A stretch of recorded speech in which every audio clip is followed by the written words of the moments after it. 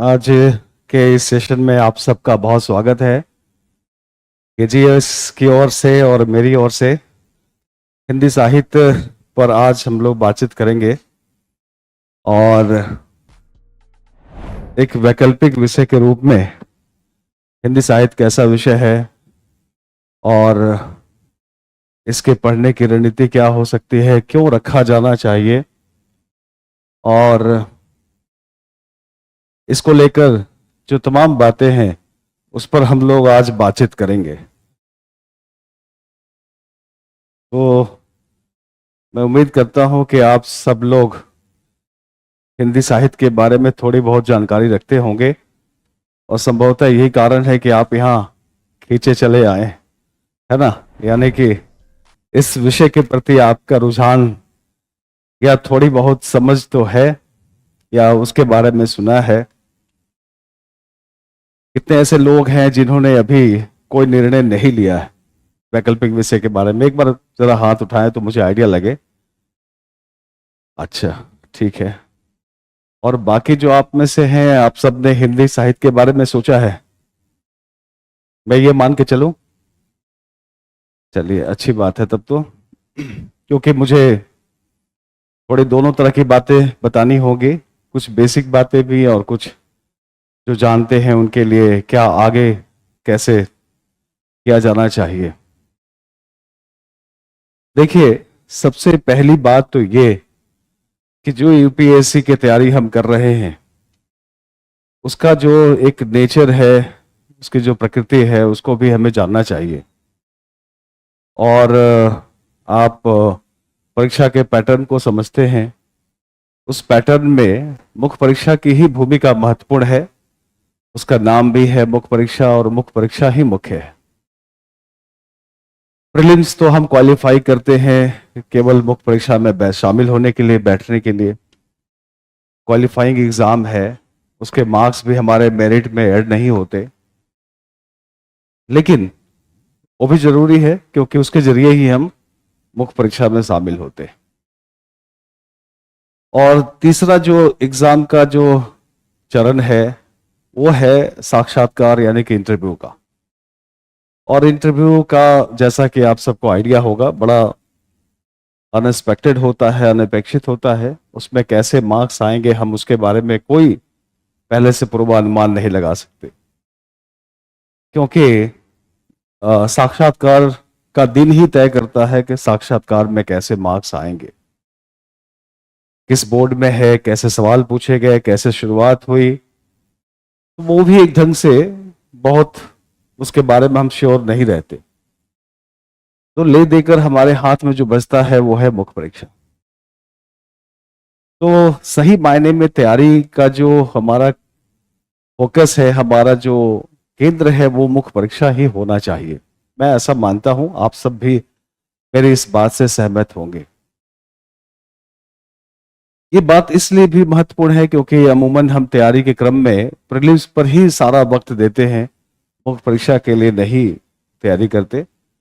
जबकि सच ये है कि मुख्य परीक्षा का ही सिलेबस है, प्रीलिम्स का कोई सिलेबस नहीं है।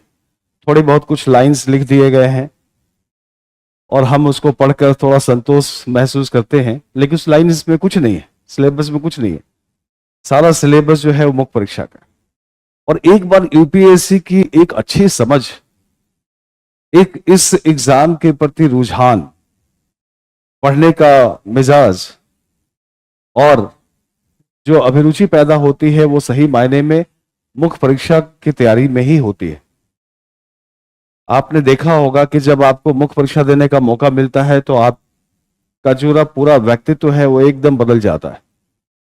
इतना सब कुछ लिखना होता है, इतना सब कुछ पढ़ना होता है कि आपके सोचने समझने का पूरा नजरिया बदल जाता है। लेकिन जब तक आप मुख्य परीक्षा नहीं देते तब तक थोड़ा सा कैजुअल अप्रोच रहता है जनरली। लेकिन यदि आपने मुख्य परीक्षा को ही ध्यान में रखकर तैयारी शुरू की है, अच्छे से पढ़ा है, तब शुरू में ही थोड़ा टाइम तो लगेगा, लेकिन एक अच्छी समझ बन जाएगी। और दूसरी बात कि जब हम थोड़ा डिटेल में पढ़ते हैं, गहराई में पढ़ते हैं, तो पढ़ने के प्रति हमारा रुझान भी बनता है। प्रीलिम्स का यदि अप्रोच लेकर हम चले तो उसमें वो इंटरेस्ट नहीं बन पाता। मुख्य परीक्षा के लिए इतना सब कुछ पढ़ना होता है, इतना डिटेल में, कि आपका इस विषय के प्रति अलग अलग जीएस और ऑप्शनल, साथ ही साथ यूपीएससी के प्रति भी आपका रुझान बनने लगता है। दूसरी एक बात मैं और कहना चाहूंगा कि यदि मुख्य परीक्षा महत्वपूर्ण है तो मुख्य परीक्षा का नेचर कैसा है, अगर इस पर आप जाएं तो आप पाएंगे कि मुख्य परीक्षा एक रिटन एग्जाम है। और रिटन एग्जाम में क्या होता है, रिटन एग्जाम में हमें लिखना होता है, और जब आप लिखते हैं तो भी आप बहुत कुछ सीखते हैं। सही मायने में जो हम लोग कहते हैं पढ़ने का मजा आ रहा है, पढ़ने में आनंद आ रहा है, या पढ़ाई अब अच्छी चल रही है, स्टडी हमारी बहुत बेहतर चल रही है, जब हम ये कहते हैं तो ये तभी आप कह सकते हैं जब आप लिखते हैं। अगर आप डेली कुछ लिखते हैं, कुछ भी लिखते हैं अपने सिलेबस को लेकर, तो आपके अंदर एक गहराई आती है। और हम सब इस बात को जानते हैं, समझते हैं कि यूपीएससी में जिसको लिखना आता है उसके लिए एग्जाम आसान है, जिसको लिखना नहीं आता उसके लिए एग्जाम मुश्किल है, कठिन है, असंभव भी है। और लिखने वाला जो मामला है वो मुख्य परीक्षा के जरिए आता है। एक और बात मैं कहना चाहूंगा जो मेरा अपना अनुभव है लंबे समय से आपको पढ़ाते हुए, कि जनरली लोग ठीक ढंग से ये जो हम लोग बात कर रहे हैं ऐसी रणनीति लेकर नहीं चलते, और इसलिए एक बार तैयारी अच्छी नहीं हो पाती, लिखने का वो तरीका नहीं समझ पाते, जब लिख नहीं पाते तो एग्जाम में इन्वॉल्व नहीं हो पाते, उसमें अभिरुचि नहीं पैदा होती, और फिर उसका नतीजा ये होता है कि हम पीटी प्रीलिम्स मेंस के उसी वो एक उथल पुथल में, उसी भंवर में हम फंस के रह जाते हैं। और थोड़े समय के बाद हमारे अंदर क्या धारणा बन जाती है कि शायद हमने गलत निर्णय ले लिया, शायद ये हमारा क्षेत्र नहीं था, हमें किसी और क्षेत्र में ट्राई करना चाहिए, या फिर जो और सारे विकल्प आने लगते हैं हमारा ध्यान उस तरफ भी जाने लगता है। एक लंबे समय तक आप किसी क्षेत्र में काम करें और उसमें सफलता जब अपेक्षित नहीं मिलती तो थोड़ा रुझान भी कम होता है, जो बहुत स्वाभाविक है। सेल्फ एलिनेशन एक अंग्रेजी का शब्द है जिसका हिंदी है आत्म अलगावपन। जब हम कोई काम कर रहे होते हैं और उसमें हमें अच्छा रिजल्ट नहीं आता, हमारी रुचि नहीं बन पाती, तो हम सेल्फ एलिनेटेड हो जाते हैं, उस काम से हमारा दुराव पैदा हो जाता है। लेकिन सच ये है, और मैंने ये सच बिल्कुल सच के रूप में कह रहा हूं, मैंने अनुभव किया है कि हर एक में प्रतिभा है, हर लोग इस एग्जाम को या किसी भी काम को कर सकते हैं, हम में से हर लोग प्रतिभाशाली हैं।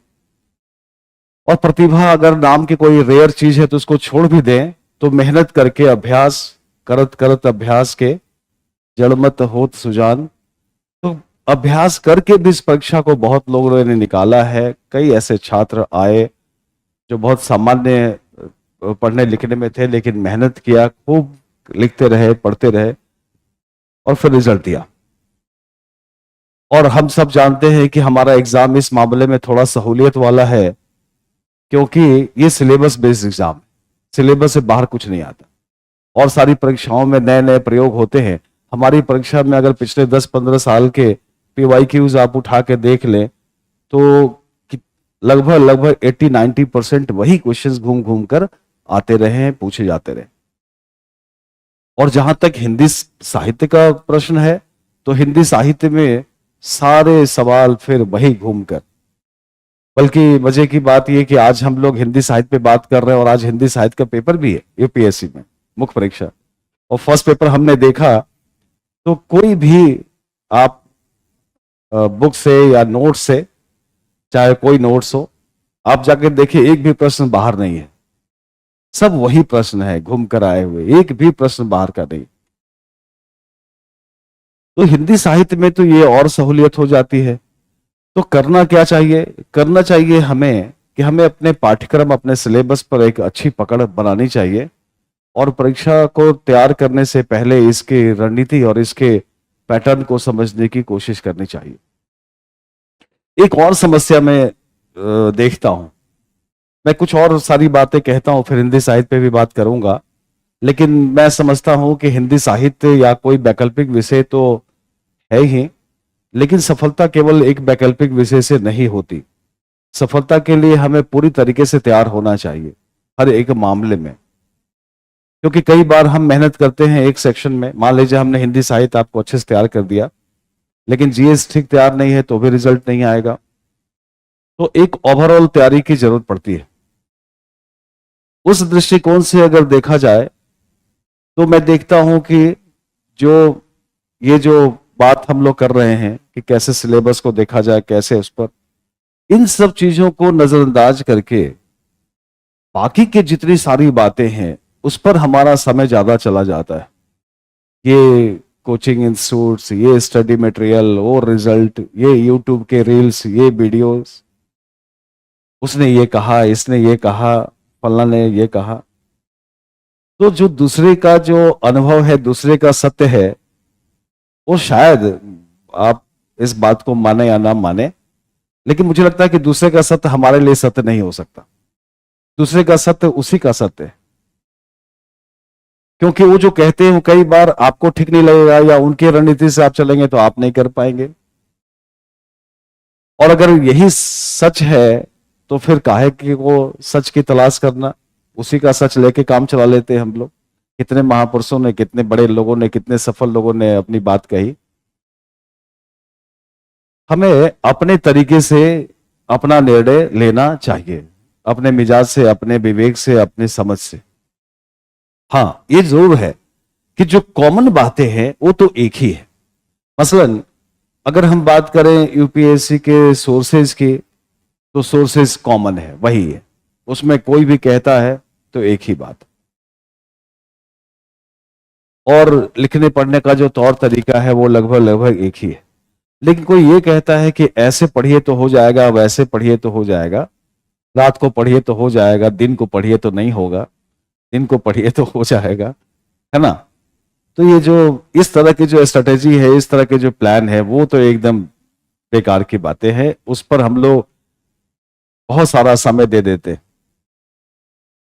और ऐसे भी लोग हैं, मैं देखता हूं दूर दराज के क्षेत्र में या यहां भी, जो इन सब चीजों से अलग होकर अपनी तैयारी अपने तरीके से एग्जाम के पैटर्न को देखकर, सिलेबस को देखकर, पीवाई को देखकर, अपनी क्षमता को देखकर, अपने सोर्सेस को देखकर तैयारी कर रहे हैं, और वो इस रेस में अच्छा कर भी रहे हैं, रिजल्ट भी दे रहे हैं।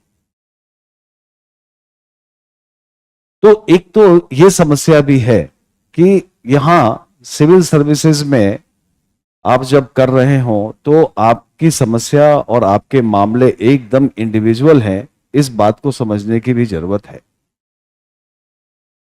हम कॉमन तरीके से समस्या का समाधान नहीं कर सकते।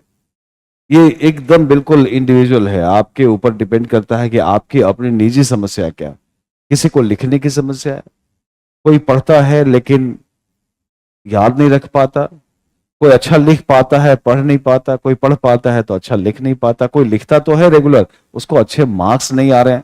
क्यों नहीं आ रहे हैं, ये देखने की आवश्यकता है। और इस तरह से कई समस्याएं, अपनी अपनी निजी तौर पे अपनी समस्याएं। तो एक मामला ये भी है, एक ये भी है कि हिंदी और अंग्रेजी का सवाल, रिजल्ट का सवाल। रिजल्ट जिस तरीके से आ रहे हैं, कई बार हम निराश हो जाते हैं कि रिजल्ट बड़े खराब आ रहे हैं, उसमें फिर हिंदी माध्यम के रिजल्ट खराब आ रहे हैं, ये भी है। लेकिन मेरा अपना अनुभव ये कहता है, जो मैं देखता रहा हूं लंबे समय से, कि हिंदी अंग्रेजी का सवाल तो थोड़ा बहुत हो सकता है, लेकिन पहली बात तो ये है कि क्या हम यूपीएससी के लिए काम कर रहे हैं, यूपीएससी के लेवल में जो उसकी अपेक्षा है वहां तक हम पहुंच पा रहे हैं कि नहीं, ये बड़ा सवाल। जैसे अंग्रेजी में कहते हैं कि डिजर्व फर्स्ट देन डिजायर, तो क्या हम डिजर्व करते हैं कि नहीं। और इस पैमाने पर अगर हम देखें अपने आप का बड़ा निर्मम, अगर हम अपने अगर मूल्यांकन करें, तो शायद हमारे अंदर बहुत सारी कमियां हैं।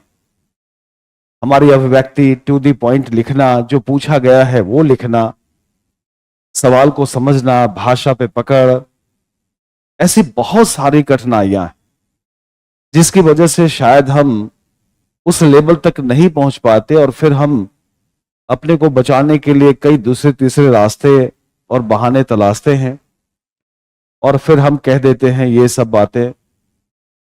कुछ चीजें तो हैं, जैसे ऑप्शनल 1 हो गया, पहले ऑप्शनल 2 थे।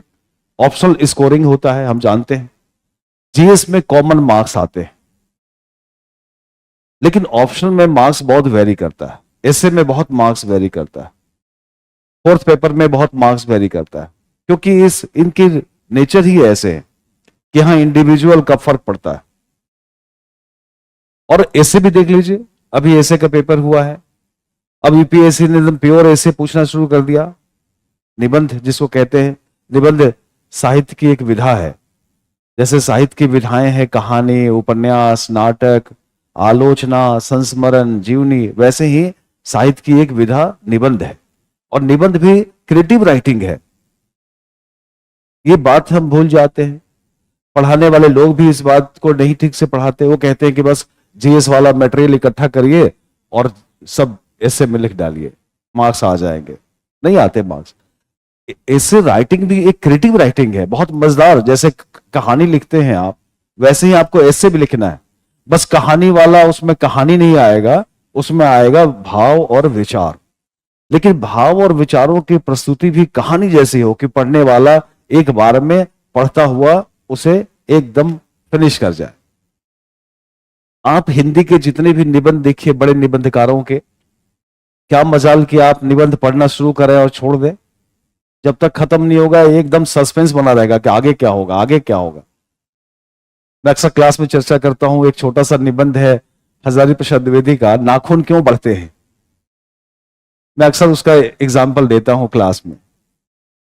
एक छोटा सा निबंध है कि नाखून क्यों बढ़ते हैं, और ये कोई निबंध का टॉपिक भी नहीं है सही मायने में। नाखून क्यों बढ़ते हैं, भाई बढ़ते हैं, जैविक प्रक्रिया है। लेकिन निबंध इसी को कहते हैं कि द्विवेदी जी ने उस पर विचार किया, सोचा, और एकदम अपने दिमाग से सोचा कि क्यों बढ़ते हैं, और 2 बातें कही। मैं प्रसंग बस कह रहा हूं थोड़ा सा, 2 मिनट। और उन्होंने 2 तरीके से सोचा कि नाखून का बढ़ना, पलकों का गिरना, या हमारे शरीर में जो बाकी और जैविक प्रक्रियाएं होती हैं, ये सहज है, ये ऑटोमेटिकली अपने आप होती है, ये हम करते नहीं है, और इसको ना ही हम नियंत्रित कर सकते हैं। तो नाखून भी बढ़ते रहते हैं। अच्छा, नाखून बढ़ रहे थे तो हमने मानव सभ्यता के शुरुआती दौर में हमने नाखूनों का प्रयोग भी किया, इस्तेमाल भी किया, नोचने, खरोचने, काटने, किसी पर हमला करने, किसी से बचने। लेकिन ज्यों ज्यों हम सभ्य होते गए, सिविलाइज्ड होते गए, हमें लगा कि ये सब आदिम पहचान है, जंगली पहचान है, इसको ठीक करो। और हमने इसको काटना, संवारना, सजाना, पेडिक्योर, मेडिक्योर, क्या क्या होता है, सब करना शुरू किया हमने, और खूब अच्छे से नाखूनों को सजाया। उसके बड़े सौंदर्य के साधन आए, और हमने ये दिखाया कि हम सभ्य हैं, हम सिविलाइज्ड हैं। और द्विवेदी जी ने कहा, उसमें फिर निबंध का दूसरा पक्ष लिखा कि ये तो हमने सभ्यता के दे दिए, हमने सभ्यता के लक्षण दे दिए कि हम सभ्य हो गए हैं। हमने नाखूनों को, या ऐसे जो जंगली प्रवृत्तियां हैं, आदिम प्रवृत्तियां हैं, उनको हमने ठीक कर लिया। लेकिन नाखून आज भी बढ़ रहे हैं, और नाखून आज भी बढ़ रहे हैं, इसका मतलब हमारे अंदर की वो हिंसक प्रवृत्तियां आज भी बनी हुई हैं। तो क्या उसको हम रोक पा रहे हैं? कहां रोक पा रहे हैं? आज भी हिंसा और ऐसे चीजें बरकरार है। और फिर अंत में उन्होंने एक लाइन लिखा, लेकिन नाखून बढ़ते रहेंगे और मनुष्य नाखूनों को काटता रहेगा, सजाता रहेगा, संवारता रहेगा। एक उम्मीद के साथ निबंध को खत्म किया है कि नाखून तो बढ़ेंगे, लेकिन मनुष्य नाखून को अपनी सभ्यता का परिचय देकर उसको ठीक करेगा। तो अब देखिए, मैंने इसलिए बात कही कि एक छोटा सा एक विषय है, लेकिन कितना मजेदार निबंध है। और निबंध वही जो अंत में अपने पाठक के ऊपर एक छाप छोड़े, एक इंप्रेशन डाले, एक इम्पैक्ट डाले, एक इम्प्रिंट हो कि पढ़ने वाला कहे कि मजा आ गया, इसमें एकदम नई बात जानने को मिली। और ऐसे हिंदी के जितने भी अच्छे निबंध, 2 4 5 10 आप निबंध पढ़ जाइए, आपको निबंध पढ़ने की क्लास करने की जरूरत ही नहीं आएगी, आप खुद ही निबंध लिखना शुरू कर देंगे, बजाय इसके कि हम आपको अपने ऊपर डिपेंड बनाए कि हम आपको निबंध लिखना सिखाएंगे। हाँ ठीक है, भाषा की अशुद्धियां, लिखने का पैटर्न, थोड़ी भूमिका और मुख्य भाग, निष्कर्ष कैसे लिखते हैं, ये सारी बातें तो बताई जा सकती है। लेकिन एक बार अगर चीजों का आप जान जाएंगे तो आपको मजा आने लगेगा पढ़ने में। एक बात और मैं कह रहा हूं आज इन सब चीजों से अलग, कि पढ़ने का मजा तभी है जब पढ़ने में मजा आए। क्योंकि ऐसे जब हम किसी और के लिए, खाना पूर्ति करने के लिए, या घर वालों ने कह दिया है, या इसका पढ़ के होगा क्या, जब लास्ट में पैसे उसे ही कमाना है तो इतना ही सब पढ़ के होगा क्या। क्योंकि आज का अर्थ युग में हम लोग देख रहे हैं जिसके पास पैसा है उसी का जीवन है, जिसके पास पैसा नहीं है जीवन व्यर्थ है, बेकार है। आज मुक्ति मिलने का एक ही रास्ता है कि आपके पास धन हो, है ना। पहले मुक्ति का मार्ग धर्म बताया करता था, लेकिन धर्म की जगह अब धन आ गया है। जिसके पास धन है वो मुक्त है, मोक्ष प्राप्ति उसकी हो गई है। लेकिन अगर हम अर्थ युग में ये भी मान लें कि धन ही प्रमुख है, तो अच्छा पढ़ेंगे तो अपने आप धन भी आएगा, अच्छी जॉब मिलेगी तो धन भी आएगा, वो भी काम होगा। लेकिन पहले हम काम तो करें, पहले हम जाने तो सही कि हमें करना क्या है, पढ़ना क्या है। और फिर सबसे बड़ी बात यह भी ध्यान रखिएगा कि पढ़ने का अवसर भी जीवन में एक ही बार मिलता है, इसी समय मिलता है। फिर जो किताबें छूट जाएंगी, जो नहीं पढ़ा है, फिर बाद में अफसोस आता रहता है कि वो किताब नहीं पढ़ सका, वो नहीं, क्योंकि आगे चलकर तो और सारी जिम्मेदारियां, व्यस्तताएं जीवन में बढ़ते जाएंगे हमारे, तो फिर वक्त नहीं मिलता। खैर, ये तो हो गई इधर उधर की बातें। अब है, हम लोग बात करते हैं हिंदी साहित्य पे। तो हिंदी साहित्य पे एक तो जैसा कि मैंने कहा कि यूपीएससी की हम अगर बात करें तो यूपीएससी में जो जो एक सब्जेक्ट्स अगर आप देखते हैं वैकल्पिक विषय के बारे में, तो कुछ गिने चुने सब्जेक्ट्स हैं जो रखा जाता है ना। आप सबको पता है वही सब्जेक्ट्स रखते हैं, सब लोग रिजल्ट देते हैं। कोई बहुत ऐसा रेयर सब्जेक्ट भी यहां रखने का बहुत फायदा नहीं होता, क्योंकि स्टडी मटेरियल नहीं है, नोट्स नहीं है, स्टूडेंट्स कम बैठते हैं, तो रिजल्ट का जो परसेंटेज है वो भी कम है। कुछ विषय हैं जिनमें परसेंटेज बहुत अच्छा है। जहां तक अपने विषय का सवाल है हिंदी साहित्य का, तो हिंदी साहित्य तो स्कूल कॉलेज में तो हम बड़ा इग्नोर ही करते हैं, बहुत नहीं पढ़ रहे होते। कॉलेज में तो कोई बहुत कम लोग पढ़ते हैं। जिनको टीचिंग लाइन में जाना है, पीजी और एमफिल पीएचडी करके लेक्चरशिप या पीजीटी टीजीटी करके जॉब में जाना है, वो लोग हिंदी साहित्य अपना रखते हैं, नहीं तो जनरली लोग हिंदी नहीं पढ़ते। लेकिन यूपीएससी में ठीक उल्टी बात है। यूपीएससी में हिंदी साहित्य बहुत पॉपुलर है, लैंग्वेज का पेपर बहुत पॉपुलर है। हम लोग की तरफ हिंदी साहित्य है, मैथिली है, उधर कन्नड़, तमिल, तेलुगु ये सब बड़ा पॉपुलर है, पंजाबी बहुत पॉपुलर है। लिटरेचर में हर साल रिजल्ट बहुत बेहतर आते हैं। और हम सब लोग यहां भी जो रिजल्ट देखते हैं अपने तरफ, मुखर्जी नगर और आसपास, जो हिंदी माध्यम के रिजल्ट खराब होने के बावजूद, और जब खराब नहीं था तब भी, तो उसमें से ज्यादातर रिजल्ट हमें हिंदी साहित्य के आपको दिखेंगे। तो इस पर तो कहने की जरूरत नहीं है कि यूपीएससी में जितने वैकल्पिक विषय हैं उनमें हिंदी साहित्य की क्या स्थिति है। हिंदी साहित्य एक अच्छा स्कोरिंग सब्जेक्ट रहा है। और इतने दिनों से मैं भी जो टीचिंग कर रहा हूं लंबे समय से, तो एक जो रिजल्ट है और एक बहुत सारे रिजल्ट है, वो मेरे ख्याल से शायद हिंदी साहित्य की वजह से वो रिजल्ट मिल पाए, और कोई वजह नहीं है ना। ज्यादातर रिजल्ट जो है वो, क्योंकि जीएस तो कॉमन है, तो हिंदी साहित्य में बहुत रिजल्ट हुए हैं, स्टेट में हो या यूपीएससी में हो। हिंदी साहित्य में रिजल्ट बहुत आए हैं। तो एक तो ये कि हिंदी साहित्य को लेकर कोई कंफ्यूजन नहीं है। हिंदी साहित्य में दो चार फायदे भी हो जाते हैं, आप सबको पता है, मुझे वो कहने की जरूरत नहीं कि हिंदी साहित्य में क्या इसके लाभ हैं। लेकिन एक तो एक जो जैसा कि हम लोग बात कर रहे हैं कि एक तो रुचि का विषय है ना, ये सबसे बड़ी बात है कि हिंदी एक ऐसा विषय है जिसमें किसी की भी रुचि हो सकती है। सही मायने में लिटरेचर कोई विषय नहीं है, हम सब के साथ लिटरेचर जुड़ा हुआ है। कविता, कहानी, उपन्यास, नाटक, कोई ना कोई लिटरेचर का फॉर्म हमें पसंद आता है, चाहे वो सिनेमा के गाने हो, चाहे वो फिल्म हो, चाहे वो सीरियल हो, है ना, या वेब सीरीज हो, सब क्या है, लिटरेचर ही है। और लिटरेचर पढ़ने के लिए कोई प्री क्वालिफिकेशन की जरूरत नहीं है कि लिटरेचर वही पढ़ सकता है जिसको लिटरेचर रहा हो, ऐसा कुछ जरूरत नहीं। बल्कि लिटरेचर की जो बुनियादी बातें हैं, कुछ अंदर की बातें, रस, छंद, अलंकार, बिंब, प्रतीक, मिथक, फैंटेसी, ये कुछ अंदर की चीजें हैं, वो भी हम थोड़े बहुत सब लोग जानते हैं कि रस किसको कहते हैं, छंद किसको कहते हैं, है ना। ये सामान्य तौर पर हम सब लोग स्कूल के दिनों से पढ़ते आए हैं, जानते भी हैं। तो एक तो इसमें इस बड़ा रुचिकर है, पढ़ते हुए ऐसा नहीं लगता कोई हम विषय पढ़ रहे हैं, और विषय है भी नहीं, क्योंकि रुचि इसलिए है क्योंकि इसमें जीवन का ही मामला है, पूरा का पूरा मानवीय जीवन को लेकर ही लिटरेचर लिखा गया है। तो इसलिए इसमें कोई भी ऐसी बात नहीं है जो हम खुद से ना समझ पाए।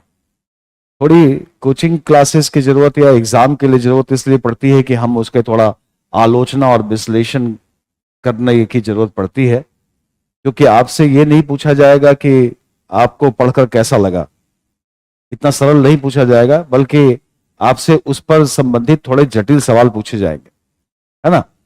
कि गोदान जो है वो किसानी जीवन की त्रासद कथा है, गोदान में किसानी संस्कृति का विशद चित्रण हुआ है ना। गोदान जो है वो अपने युग का प्रतिबिंब है, ठीक है, उसमें उसका युग भी, प्रेमचंद का युग भी दिखाई देता है और भविष्य की एक पीड़ा भी दिखाई देती है। कई तरह के सवाल बनते हैं, तो इसका मतलब है कि एक थोड़ा आपको समीक्षा भी करनी होगी, है ना। और गोदान की बात मैं कर रहा हूं तो गोदान आप पढ़ेंगे तो लगेगा कि गोदान में उसका जो कथानायक होरी है, वो होरी कई तरह की समस्याओं में है, गाय रखने की उसकी एक लालसा है, लेकिन बेचारा नहीं रख पाता, गरीबी, अभाव, शोषण, तमाम कारणों से, और फिर अंत में मर जाता है।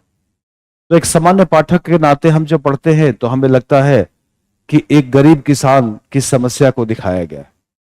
लेकिन जब यूपीएससी के लिए हम पढ़ते हैं, थोड़ा विश्लेषण करते हैं, तब हमारी दृष्टि ये बनती है, ये कहती है हमारी समझ कि नहीं, गोदान का होरी जो है वो यूं ही नहीं मरा, बल्कि एक सामाजिक आर्थिक हमारी जो जटिलताएं हैं, एक जो हमारे सामाजिक आर्थिक जो हमारी संरचना है, उसमें होरी और होरी जैसे किसान फंसने को मजबूर हो जाते हैं उस जाल में, और अंततः उनकी परिणति मौत के रूप में होती है। और ये भी आलोचकों ने कहा कि गोदान में होरी असल में सहज मौत नहीं मरता, बल्कि उसको एक हमारी व्यवस्था ने एक स्लो पॉइजन दिया है, जो धीरे धीरे धीरे धीरे वो मरने के लिए विवश हो जाता है। तो जब हम क्लास में पढ़ रहे होते हैं तो उसका ये विश्लेषण करते हैं कि इसको त्रासद कथा क्यों कहना चाहिए, उसमें दो पीढ़ियों की टकराहट क्यों है, उसमें प्रेमचंद कैसे एक यथार्थवादी नजरिया, यथार्थवादी दृष्टि दिखाते हैं। तो इस तरह की आलोचना के लिए हमें पढ़ने की जरूरत पड़ती, वरना गोदान में किसान और किसान के जीवन की समस्या है, और इस जीवन से हम सब लोग परिचित हैं, बहुत अंदर तक ना जाकर, लेकिन किसानी जीवन की समस्याओं को हम जानते हैं, कमोबेश हम जानते हैं। और इसी तरीके से जितनी भी रचनाएं हमें पढ़नी है, जो भी साहित्य में पढ़ना है, सब हमारे जीवन के आसपास की बातें। और इसीलिए कहते हैं कि साहित्य क्या है, साहित्य जीवन की पुनर्रचना है। एक तो हमारा जीवन, और एक लिटरेचर हमारे जीवन को फिर से रचता है, फिर से लिखता है। साहित्य, निर्मल वर्मा ने कहा कि साहित्य एक ऐसा घर है जहां व्यक्ति पहली बार आत्म साक्षात्कार करता है, यानी खुद से मिलता है। तो लिटरेचर में वही कहानियां हैं जो हमारे जीवन से गुजरी हैं या हम उससे गुजरे हैं। हमने उस पर गौर नहीं किया, लेकिन जब हम लिटरेचर पढ़ते हैं, सिनेमा देखते हैं, तो लगता है अरे ये घटना तो मेरे साथ भी हुई है, या ये ऐसी स्थितियां तो मेरे जीवन में बनी है, और हम उससे कनेक्ट हो जाते, हम उससे जुड़ जाते हैं, क्योंकि वो घटनाएं हमारे जीवन के आसपास नजर आने लगती। तो एक तो रुचि का विषय है, दूसरा है कि इसमें सहजता है, कहीं कोई मुश्किल नहीं, कहीं कोई कठिनाई नहीं, सिंपल सी बात है। अगर कोई बात थोड़ी कही जा रही है तो उस बात में थोड़ी भाषा की चाशनी मिला देनी है ना। बात तो सिंपल है, लेकिन उसमें थोड़ी भाषा अच्छी होनी चाहिए, क्योंकि हम यूपीएससी के लिए लिख रहे हैं। भाई आप बनने जा रहे हैं देश के बड़े अधिकारी, जिसका सबका सपना होता है आईएएस अधिकारी और बड़े अधिकारी, बड़े वाले साहब, है ना, जिनके आने से और जाने से ही आसपास का वातावरण प्रभावित हो जाता है ना। एक ऐसा अधिकारी जिसके आने जाने से आसपास की हलचल होती है। तो जब आप इतने बड़े पदों पे जाना चाह रहे हैं, तो आपकी भाषा, आपका चाल चलन, आपका थोड़ा रहन सहन, आपकी थोड़ी पर्सनालिटी तो अलग होनी ही चाहिए। कोई यूं ही तो नहीं बन जाता, है ना, कुछ तो बात होती है। तो इसलिए, वरना एकदम सहज है, इसमें कोई ऐसी मुश्किल चीज नहीं है। तीसरी बात इसमें हम लोग करें तो इसमें एक चीज ये भी है जो जिसके लिए हम लोग पढ़ रहे हैं कि अंकदायी है। अच्छा, दूसरी बात है कि इसमें जो लिखना है वो सबको हिंदी में ही लिखना है ना। हिंदी में लेखन, यानी कि जितने लोग रहेंगे, जितने लोग इस ऑप्शन को लेंगे, सब लोग हिंदी में ही लिखेंगे। इसका भी थोड़ा एडवांटेज मिलता है। दूसरे विषयों में अंग्रेजी हिंदी दोनों में लिखने वाले लोग होते हैं, यहां है कि सब लोग हिंदी में लिखते हैं। तो हिंदी में लिख रहे हैं तो जाहिर सी बात है हमारा कंपटीशन हमारे अपने ही लोगों के साथ है। कोई वो मन में मलाल नहीं है कि अंग्रेजी वालों के पास कोई और नोट्स होगा, हमारे पास नोट्स नहीं है, हमारे पास ही नहीं है, हमारे पास वो नहीं है, प्रोसेस वही है। तो एक ये भी है, इसका लाभ मिल जाता है। दूसरी बात, इसमें जो एक मुझे तो सबसे ज्यादा फायदा यह नजर आता है हिंदी रखने वालों में, जो लोग हिंदी रखते हैं, कि उनकी भाषा बहुत स्तरीय हो जाती है। मैं तो कहूंगा कि सबसे बड़ा फायदा यही है कि आपकी भाषा बहुत अच्छी हो जाती है, और सारा खेल भाषा का ही है, सारा खेल भाषा का, सारा खेल लिखने का है। मैंने पहले भी कहा, अभी भी कह रहा हूं, जिसको लिखने आ गया उसकी 100% गारंटी है इस परीक्षा में सिलेक्शन हो। तो इसका एक बड़ा लाभ मिल जाता है कि ये आपको कोशिश नहीं करनी है, बल्कि सबको पढ़ते हुए, सब पर बात करते हुए, सबसे गुजरते हुए, क्लास में डिस्कशन करते हुए, चीजों को जानते हुए, हाँ, बशर्ते आप भी थोड़ा उसके लिए तैयार हों। अगर तैयारी ना हो भाषा सीखने के लिए, अपने आप को बदलने के लिए, तब भला कौन बदल सकता है ना। कई बार मैं देखता हूं कि लोग आ गए हैं दिल्ली चल के, इतनी दूर आ गए, लेकिन वो फिर अपने ही समूह में, अपने ही ग्रुप में रहते हैं, सोचते भी हैं कि मेरे जिले वाला, मेरे राज्य वाला, मेरे गांव वाला कोई मिल जाए, और फिर उसको मजे से रहते हैं, तो फिर कोई बदलाव भी नहीं करते। लेकिन जब हम घर से बाहर निकलते हैं तो इस उम्मीद में निकलते हैं कि हमें अपने आप को बदलना है ना।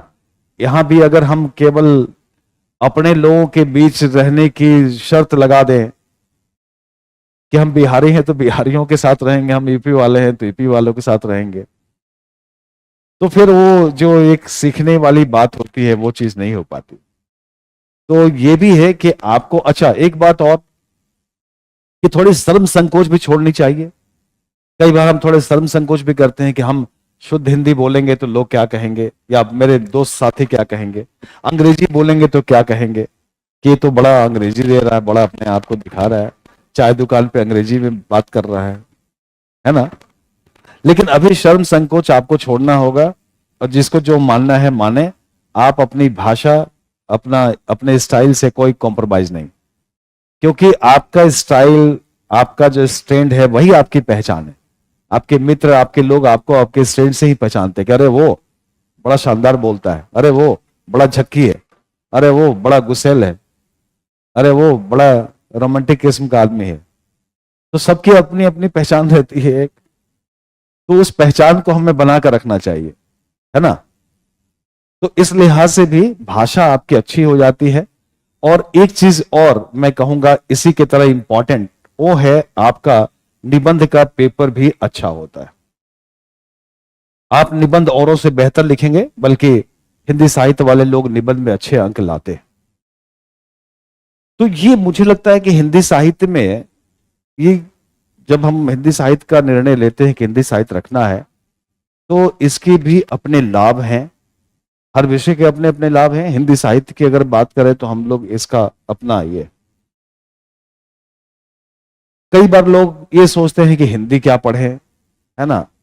हिंदी विषय को लेकर भी मैं देखता हूं कि थोड़ा संकोच रखता है। जैसे हिंदी बोलने में हम संकोच करते थे पहले कि पढ़े लिखे होने का मतलब है अंग्रेजी, अगर कोई अंग्रेजी नहीं बोलता तो सही मायने में पढ़ा लिखा नहीं है। इस तरह की धारणा हमारे यहां रही है। खैर, अब वो धारणा टूट रही है, और वो केवल और केवल अपने बेसिक मानसिकता की वजह से है, और कोई वजह नहीं है। तो इसी तरीके से हिंदी लिटरेचर को लेकर भी रहता है कि आईएएस की तैयारी कर रहे हैं और वैकल्पिक विषय हिंदी, कोई विषय होना चाहिए कि सुनने वाले को लगे कि हाँ कोई विषय, ऑप्शनल विषय रखा है, कोई भारी भरकम होना चाहिए। लेकिन आपको ध्यान रखना चाहिए कि हमें अपना काम निकालना है, हमें सिलेक्ट हो जाना है। सिलेक्शन के बाद कोई पूछने वाला नहीं है कि आपका विषय क्या था, ठीक है ना। कोई नहीं पूछता कि आपका हिंदी था कि क्या था। आप और अच्छे मार्क्स ले आकर लोगों ने संस्कृत से, पाली से, कई कई ऐसे विषयों, रेयर विषयों को रखकर, है ना, सफलता हासिल की है। तो हमें कहां से नंबर उठाना है, हमारा दृष्टिकोण ये होना चाहिए कि हमें मार्क्स कहां से मिल जाए, वो चाहे विषय चाहे जो भी हो। और ये विषय भी क्या है, 4-5 महीनों का पढ़ने का है। ऐसा तो नहीं है कि हम कोई 2 साल का पीजी कोर्स करने जा रहे हैं या कोई बहुत लंबा टाइम। 4-5 महीने को अगर अच्छे से पढ़ लेते हैं, रेगुलर क्लास कर लेते हैं, मगर क्लास के भी आजकल बहुत सारी चीजें उपलब्ध है ऑनलाइन पे। लेकिन क्लास की सुविधा यह है क्लास से कि आप थोड़ा रूबरू होते हैं समस्याओं से।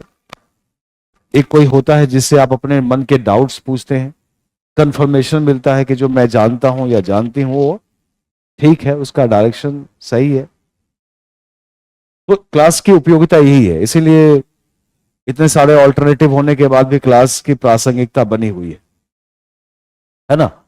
यूपीएससी ने एक साल निबंध भी पूछा था, कक्षा की प्रासंगिकता, यूपीएससी ने।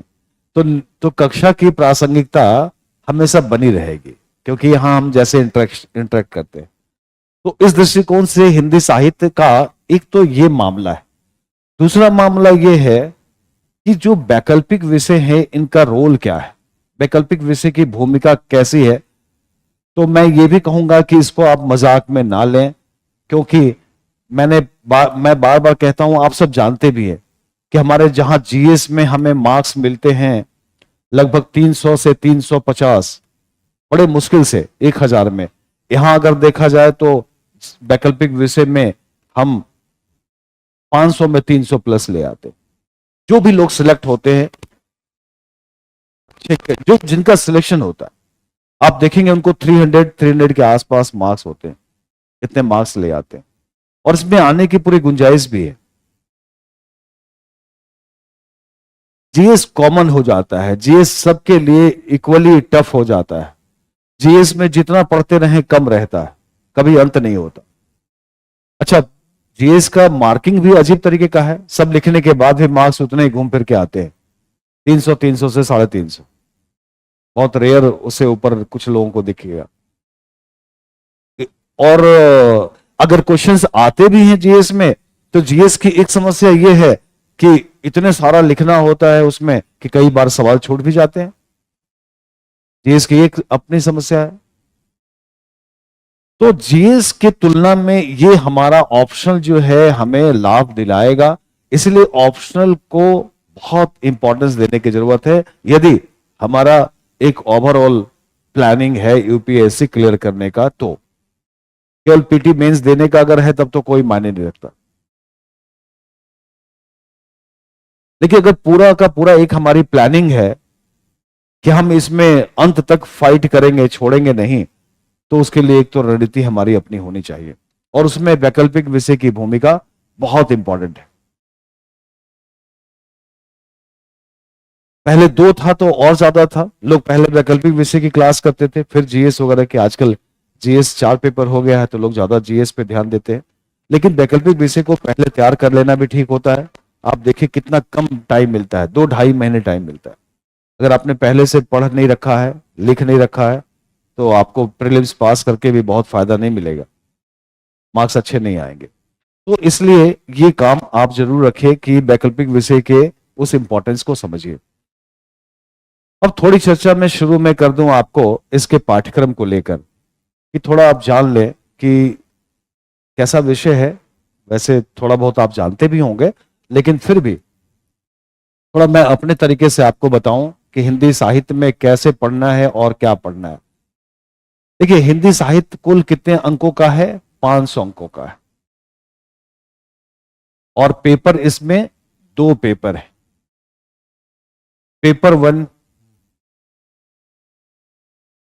पेपर वन कितने का है? 250 मार्क्स का। सभी विषयों की तरह इसका भी हाल है। पेपर 2 ये भी 250 मार्क्स का। सारे वैकल्पिक विषयों का स्ट्रक्चर एक ही है। तो कुल 500 अंकों का हमारा पेपर है, और इसमें फर्स्ट पेपर में क्या है? 2 चीजें हैं।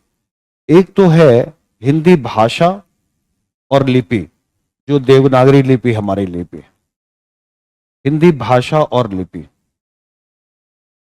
और दूसरा इसका हिस्सा है हिंदी साहित्य का इतिहास।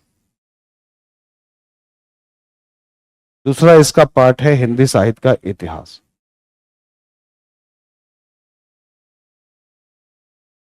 अब थोड़ा थोड़ा मैं आपको एक आइडिया दूं, ताकि अगर आप इसको समझते हो तो आपका रुझान भी बनेगा। इसमें पहला भाग है पद्य। पद्य जिसको हम लोग कहते हैं कविता, और दूसरा हिस्सा है गद्य, जिसको अमूमन हम लोग कहते हैं कथा साहित्य, क्योंकि ये इसमें कथा चलती है, निबंध को छोड़ दे तो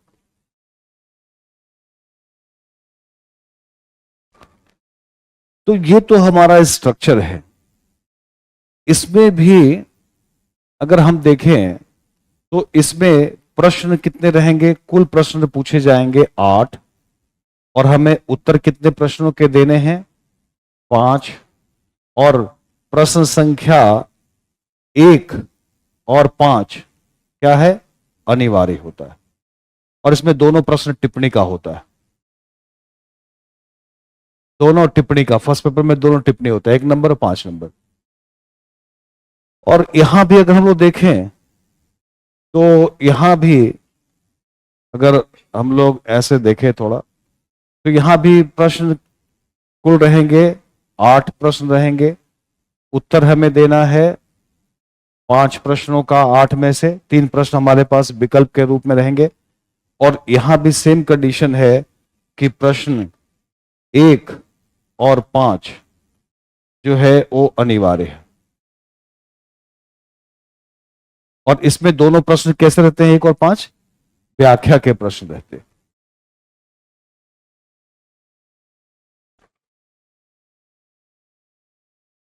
ठीक है ना? तो एक तो स्ट्रक्चर इसका ये है अपने विषय का। अब थोड़ा डिटेल में मैं जाऊं तो आपको थोड़ा बताऊं कि कैसे आपका रुझान इस तरफ होना चाहिए, या पढ़ेंगे तो कैसा लगेगा, है ना? पढ़ने के समय क्या है? वैसे कोई भी विषय ये भी ध्यान रखिएगा कि जब उसमें आप प्रवेश करते हैं तो फिर आपको धीरे धीरे उसमें रुझान बनने लगता है और आपको अच्छा लगने लगता है। दूसरी बात ये भी है, एक मैं जो प्रैक्टिकल समस्याएं महसूस करता हूं वो मैं आपसे शेयर कर रहा हूं, क्योंकि आप सबसे मिलते जुलते, मुझे भी लंबा वर्ष हो गया, मोर देन 20 ईयर्स, 20 साल से ज्यादा समय हो गए मुझे इसी मुखर्जी नगर में पढ़ाते हुए, यहाँ भी इलाहाबाद भी कंटिन्यू। तो मैं जो आप सबकी समस्याएं हैं वो भी मैं देखता हूं कि एक तो रुझान जो है वो नहीं बन पाता। कई बार लोग रखने के बाद भी कहते हैं, विषय रखने के बाद सर मजा नहीं आ रहा। तो एक तो खैर जो यूट्यूब वाला मजा है वो तो अलग बात है, कि टाइम पास करने वाला मजा वो तो एक अलग। लेकिन मजा का मतलब, मजा मस्ती का मतलब है आनंद, है ना। सही मायने में मजा का मतलब है आनंद। आनंद की अनुभूति होनी चाहिए। आनंद यानी कि जो सुख दुख से परे है। ये ये कैसे आता है अगर आप देखिए, तो मैं आपसे कहना चाहूंगा कोई भी विषय पढ़िए, जीएस पढ़िए, ऑप्शनल पढ़िए, जब तक आप हर एक शब्दों को बारीकी से नहीं जानेंगे, हर एक शब्द को ब्रेक करके उसके अर्थ नहीं समझेंगे, हर एक लाइन, हर एक बात के उद्देश्य को नहीं समझेंगे कि क्यों हमसे पूछा गया, क्यों लिखा जा रहा है, तब तक आपको मजा नहीं आने वाला। जब तक हम किसी भी विषय वस्तु या किसी मुद्दे की गहराई में नहीं जाएंगे, है ना, तब तक, वो सूफी संतों ने कहा भी है, यह तो दरिया है प्रेम का जाके उल्टी धार, जो उबरा सो डूब गया, जो डूबा सो पार। तो पढ़ने में भी वही है, जो डूबा सो पार। जब हम विषय वस्तु में डूबते हैं तो हम जानते हैं, और हमारे जो पढ़ने लिखने का जो पैटर्न है उसमें इतनी जल्दी जल्दी सब कुछ कराया जाता है, कोर्स खत्म करना, सिलेबस फिनिश कर देना, इसलिए हम उससे कनेक्ट नहीं हो पाते, अपने विषय वस्तु से कनेक्ट नहीं हो पाते, और इसलिए बहुत मजा भी नहीं आता और चीजें आधी अधूरी रह जाती हैं, और हमें एक ही चीज को कई दफा पढ़ने की आवश्यकता पड़ती है। मसलन एक छोटा सा एग्जाम्पल मैं यही आपको दे दूं इसी संदर्भ में, कि जैसे हम लोगों ने लिखा क्या, हिंदी साहित्य। हिंदी साहित्य, अब अगर आप इस पे गौर करें तो दो शब्द है, एक शब्द है हिंदी, है ना, और हिंदी क्या है, हिंदी क्या है, भाषा। अच्छा, भाषा की जनरली एक लिपि होती है, लिपि नहीं भी हो सकती, लेकिन भाषा की लिपि होती है। कई भाषाओं की लिपि नहीं होती, जैसे उर्दू की अपनी लिपि नहीं है, उर्दू की फारसी लिपि है, देखिए अमूमन भाषा की लिपि होती है। तो हिंदी साहित्य हमारा पाठ्यक्रम है, अगर हिंदी भाषा और साहित्य लिखा हुआ वैसे तो, लेकिन अगर हिंदी साहित्य हम लोग कह रहे हैं तो हिंदी का मतलब है भाषा। और देखिए, हिंदी का मतलब है भाषा, तो हमारे पाठ्यक्रम में सबसे पहले क्या लगाया है, भाषा। हमारे पाठ्यक्रम में तो ही लगाया है ना, भाषा ही लगाया है सबसे पहले। और दूसरा शब्द हमारा क्या है, दूसरा शब्द हमारा क्या है, साहित्य। अगर इस पर हम गौर करें तो साहित्य का मतलब क्या होता है, रचनाएं। साहित्य का मतलब लिटरेचर, जो उस भाषा में लिखित रचनाएं हैं उसको हम लिटरेचर साहित्य कहते हैं, शाब्दिक अर्थ, बाकी उसके अर्थ तो बहुत है। तो हमें जब भी हिंदी साहित्य पर विचार करना चाहिए तो हमें भाषा पे भी, उसकी लिपि पे भी, और उस पर लिखे हुए लिटरेचर पे भी। इसी तरीके से आप कोई भी शब्द मुझे कहें या आप सोचें, विचार करें, चाहे वो इतिहास का हो, चाहे वो भूगोल का हो, चाहे वो विज्ञान प्रौद्योगिकी का हो, समाज शास्त्र या सामाजिक विषयों पर कोई भी विषय आप जाएं और एक एक शब्द पे आप अटके और उन शब्दों को थोड़ा विश्लेषण करें, तो उससे बहुत सारी चीजें आपको निकल कर आएंगी, और फिर उसके बाद आपका पढ़ने का रुझान खुद ही बन जाएगा, क्योंकि इतनी जिज्ञासा होगी कि अच्छा इसके बाद क्या है। जैसे हिंदी हम लोग कह रहे हैं कि भाषा है, तो भाषा जब हम लोग कह रहे हैं तो आपके दिमाग में सहज रूप से ये बात आएगी कि भाषा आई कहां से, ये भाषा निकली कहां से, हिंदी, और इसका कैसे विकास हुआ है इस भाषा का। ये भाषा हमारे देश में किस रूप में है, राष्ट्रभाषा है, राजभाषा है, संपर्क भाषा है, साहित्य की भाषा है, प्रयोजन मूलक भाषा है। हिंदी कैसी भाषा है, हिंदी में किन लोगों ने लिखा है, हिंदी साहित्य की शुरुआत कब हुई, हिंदी भाषा का विकास क्यों नहीं हो रहा है, समस्याएं क्या है। हिंदी भाषा में कठिनाई क्या है, हिंदी भाषा के गुण क्या है, हिंदी के पहले रचनाकार कौन है, आजकल हिंदी में क्या लिखा जा रहा है, कौन लोग हिंदी के बड़े लेखक हैं, कौन सामान्य लेखक है, कौन पॉपुलर लेखक है, हिंदी के बड़े कवि कौन है, हिंदी के बड़े रचनाकार कौन है, कितने सारे सवाल, कितनी सारी जिज्ञासा हमारे मन में आती है यदि हम एक शब्द को पकड़ते हैं। और भाषा की सबसे छोटी इकाई क्या है, शब्द ही है। तो एक शब्द को आप पकड़िए और उससे उसका एक सिरा पकड़कर चलते चलिए तो पता नहीं कितने सारे हमारे नॉलेज हमारे पास और वो चीजें हम जान जाएंगे, मेंस में भी लिखने के लिए, निबंध भी लिखने के लिए, इंटरव्यू के लिए भी। तो यही समस्या है कि लोग ऐसे शब्दों पर या इस तरह से नहीं जाते। अगर आप जाएंगे तो बहुत फिर किसी भी विषय में मजा आने लगेगा, आनंद आने लगेगा। तो हिंदी साहित्य में जो हम लोग कह रहे हैं, जो सिलेबस दिया उसमें पेपर 1 पर जरा हम लोग देखें तो आपको समझ में आएगा कि ये क्या है। हिंदी पेपर 1 में हमने यही बात कही कि पहले हमें क्या पढ़ना है, हिंदी भाषा एवं लिपि का इतिहास और विकास। लेकिन आप छोड़ दीजिए, बस इतना ही जानिए, हिंदी भाषा और लिपि।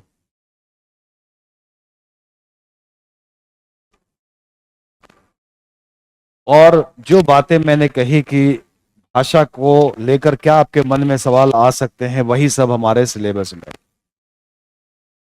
कि हिंदी भाषा का उद्भव और विकास कैसे हुआ, हिंदी कैसे विकसित हुई, आज हिंदी कैसे लिखी जा रही है, वैज्ञानिक और तकनीकी क्षेत्र में हिंदी क्या है, हिंदी का मानकीकरण कैसे हुआ, ये सारा कुछ हमारे सिलेबस में दिया हुआ है। जो हम हिंदी को लेकर जो विचार कर सकते हैं वो सारा कुछ हमारे यहाँ दिया हुआ है। हिंदी की जननी कौन सी भाषा है, हिंदी की जननी संस्कृत। और हिंदी किस भाषा से निकली है, हिंदी किस भाषा से निकली है? अवध, अवधि, अवहट, ठीक है। हिंदी की जननी संस्कृत है, लेकिन हिंदी निकली संस्कृत से नहीं है, बल्कि हिंदी की पूर्ववर्ती भाषा अपभ्रंश और अवहट है, ठीक है ना। हिंदी ठीक हिंदी की पहले जो भाषा चल रही थी जिसे हिंदी निकली, उसका नाम है अपभ्रंश और अवहट। और इसीलिए हमारे सिलेबस में दे रखा है अपभ्रंश, अवहट और प्रारंभिक हिंदी, ताकि आप जानिए कि हिंदी आई कहां से।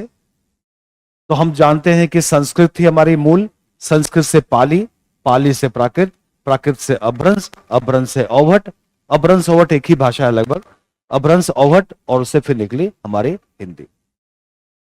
तो ये हमारे, अगर हम लोग देखें तो इसमें पहले पार्ट में हिंदी भाषा और लिपि में हमें यही चीजें पढ़नी है कि एक तो अपभ्रंश, इसमें अवहट,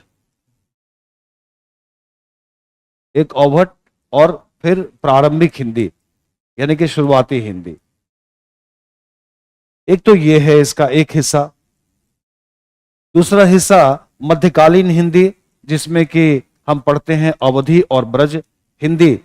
मध्यकाल में अवधि और ब्रज के नाम से चली। और हिंदी जिसे हम कहते हैं उसके बारे में याद रखिएगा, उसमें 17 बोलियां शामिल है। हिंदी अपने आप में कोई अकेली भाषा नहीं है। हिंदी का मतलब है हिंदी क्षेत्र की 17 बोलियां, और उसी में से 2 बोली है अवधि और ब्रज। मध्यकाल में अवधि और ब्रज चली। और कमाल देखिए, इन दोनों भाषाओं में 2 ऐसे कवि आए जिन्होंने इस भाषा को इंटरनेशनल भाषा बना दिया। यानी कि कवि में इतनी शक्ति है कि वो भाषा को कहीं से कहीं पहुंचा सकता है। अवधि में गोस्वामी तुलसीदास आए जिन्होंने रामचरितमानस लिखा, जो आज करोड़ों लोग डेली पढ़ते हैं, चाहे वो मानस हो चाहे वो हनुमान चालीसा हो। तुलसी ने ऐसा लिख दिया कि करोड़ों पाठक उनके रोज तुलसी को पढ़ते हैं। और ब्रज भाषा में आ गए कवि सूरदास, जिन्होंने राधा कृष्ण प्रेम पर और राधा कृष्ण की भक्ति में लिखा। राधा कृष्ण को मानने वाले करोड़ों करोड़ों लोग हैं, वो रोज पढ़ते हैं। तो 2 कवियों ने अवधि और ब्रज को मध्यकाल में साहित्यिक भाषा बना दिया, और यही पाठ्यक्रम में दिया गया है कि मध्यकाल में अवधि और ब्रज का साहित्यिक भाषा के रूप में विकास। कैसे ये बोली थी, गांव की बोली थी, कैसे साहित्य की बोली बन गई। और तीसरा इसका हिस्सा है आधुनिक काल। और आधुनिक काल में जो हमारी खड़ी बोली थी दिल्ली के आसपास की, अमीर खुसरो की बोली और दिल्ली की बोली, यही खड़ी बोली क्या बन गई, इसका मानकीकरण हुआ और क्या बन गई, हिंदी। खड़ी बोली भी एक हिंदी की बोली है जो दिल्ली और दिल्ली के आसपास के जिलों में या क्षेत्र में बोली जाती है। इधर हरियाणा का क्षेत्र है, इधर वेस्टर्न यूपी है, उधर पूरा अलीगढ़ से लेकर इधर, और इधर पानीपत, सोनीपत, फरीदाबाद, ये पूरा एरिया जो है खड़ी बोली का एरिया। और खड़ी बोली का नाम खड़ी बोली इसलिए है क्योंकि इसमें खड़ी पाई का इस्तेमाल ज्यादा था। अवधि अवधि जो है इकार बहुल भाषा है, ई और ऊ, जाए आए रहें जासू, है ना, गई जासू राज प्रिय प्रजा दुखारी, ते निरप अवसही नरक अधिकारी, तुलसी ने लिखा है। मातु पिता और गुरु के बानी, विना विनही विचार करहु शुभ जानी, जानी ई ऊ से खत्म होता है। और ब्रज भाषा औ से खत्म होती है, गयो रहियो आयो जायो, है ना। ब्रज जो है ओकार बहुल भाषा है ना। मैया मोरी मैं नहीं माखन खायो, खाड़े रहियो, है ना, रहियो। तो एक तो ये है, लेकिन इन सब से अलग खड़ी बोली जिसको हम लोग हिंदी आज है, इसमें खड़ी बोली में खड़ी पाई का इस्तेमाल ज्यादा है। जैसे शब्द क्या बना, खाता पीता, खाता पीता रहता, सब में आ आएगा। हिंदी में ज्यादातर आकार बहुल भाषा है, आ, रहता, सोता, पढ़ता, है ना, सब में आ। ये ये ये पहले वाली बोलियों में नहीं है। हिंदी में खड़ी बोली में सब में आ है। जाता, रहता, खाता, पीता, सोता, जितने भी शब्द मिलेंगे ज्यादातर शब्द मिलेंगे खड़ी पाई वाले, जिसमें खड़ी पाई का प्रयोग है ना। तो इसलिए इसका नाम पड़ा खड़ी बाई, खड़ी बोली। और यही खड़ी बोली हिंदी बोली। अब ये खड़ी बोली का फिर आगे, हिंदी का आगे हमारे राष्ट्रीय आंदोलन के दौरान राष्ट्रभाषा, फिर राजभाषा। जब हमारा संविधान निर्मित हुआ तो हमारी ये भाषा ऑफिशियल लैंग्वेज बन गई, राजभाषा। और फिर वैज्ञानिक भाषा, वैज्ञानिक और तकनीकी भाषा, और फिर इसको हम लोग आज की भाषा कह सकते हैं, वर्तमान हिंदी। ये सारा कुछ हमें आधुनिक काल, ये हिंदी में हमें पढ़ना है। इतना है, यही 3 चीजें हैं जो हमें हिंदी भाषा के अंतर्गत पढ़ना है। अपभ्रंश अवध प्रारंभिक हिंदी, और फिर अवधि ब्रज, और फिर आधुनिक काल में हिंदी कैसे खड़ी बोली से आगे विकसित हुई, ये हमारे पाठ्यक्रम में। और एक हिस्सा इसमें और भी रख लें, वो है देवनागरी लिपि। देवनागरी लिपि, और देवनागरी लिपि में क्या है, देवनागरी लिपि को अगर हम लोग देखें तो देवनागरी लिपि में परिचय है, देवनागरी लिपि का परिचय है, उद्भव और विकास है, इसका कैसे उद्भव हुआ, उद्भव और विकास, ठीक है ना। और फिर गुण दोष है, सब छोटे छोटे शॉर्ट नोट हैं। गुण दोष है, मानकीकरण है, और 1-2 और मुद्दे हैं, बस। ये देवनागरी लिपि में हम सबको जानना है।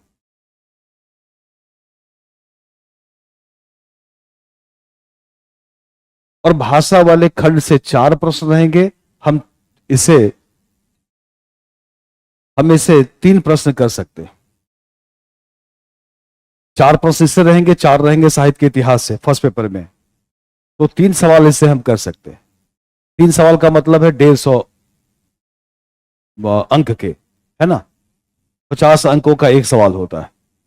तो इस सेक्शन में, अच्छा, इस सेक्शन में क्या है, कुछ भी नहीं बदलने वाला, वही नोट्स, वही मटेरियल, कुछ भी बदलाव नहीं, हमेशा से वही पूछा जा रहा है। आज जो पेपर हुआ है मैं देख रहा था, सब वही पूछा हुआ है जो आपके नोट्स मटेरियल में अवेलेबल है। कुछ भी नया नहीं, एक भी सवाल नया नहीं, क्योंकि इसमें और नया क्या हो सकता है। जो पुरानी चीजें हैं उसमें क्या बदलाव हो सकता है, इतिहास में क्या बदलाव हो सकता है। अगर हम लोग भारत के इतिहास में पढ़ते हैं तो इतिहास में तो हाइपोथेटिकल क्वेश्चन तो नहीं बनते ना कि गांधी जी आज जिंदा होते तो क्या होता, ऐसा सवाल तो नहीं बन सकता। इतिहास में कोई हाइपोथेटिकल सवाल नहीं बनते, इतिहास में जो था वैसा ही सवाल बनता है। तो ये भी इतिहास है, इसमें कोई ऐसे सवाल नहीं बन सकते, मनमाना सवाल नहीं बन सकता। तो ये है हमारा साहित्य का इतिहास। इसका दूसरा खंड जो है भाषा का इतिहास, दूसरा खंड है हिंदी साहित्य का इतिहास। ये हमें थोड़ा इतिहास से परिचित कराने के लिए कहा जा रहा है, ताकि आप पहले हिंदी भाषा और साहित्य के इतिहास को जानिए। किसी भी विषय के इतिहास को पहले जानना चाहिए, क्योंकि उससे हम विषय की समझ बनती है। तो आपने भाषा का इतिहास जान लिया, तो अब थोड़ा साहित्य का इतिहास जान लीजिए कि साहित्य कब से शुरू हुआ हिंदी में लिखना। तो हिंदी में साहित्य लिखने की शुरुआत हुई 1000 ईस्वी से मोटे तौर पर, और आज हम लोग कहां हैं 2025 में। मोटे तौर पर 1000 से हिंदी साहित्य में लिखने की शुरुआत मानी जाती है। अब 1000 से लेकर आज तक, यानी कि 1025 वर्ष, क्या इतना लंबा इतिहास और इतना लंबा लिटरेचर को हम एक साथ पढ़ सकते हैं क्या? क्या इतना बड़ा इतिहास का कालखंड एक ही जैसा होगा क्या?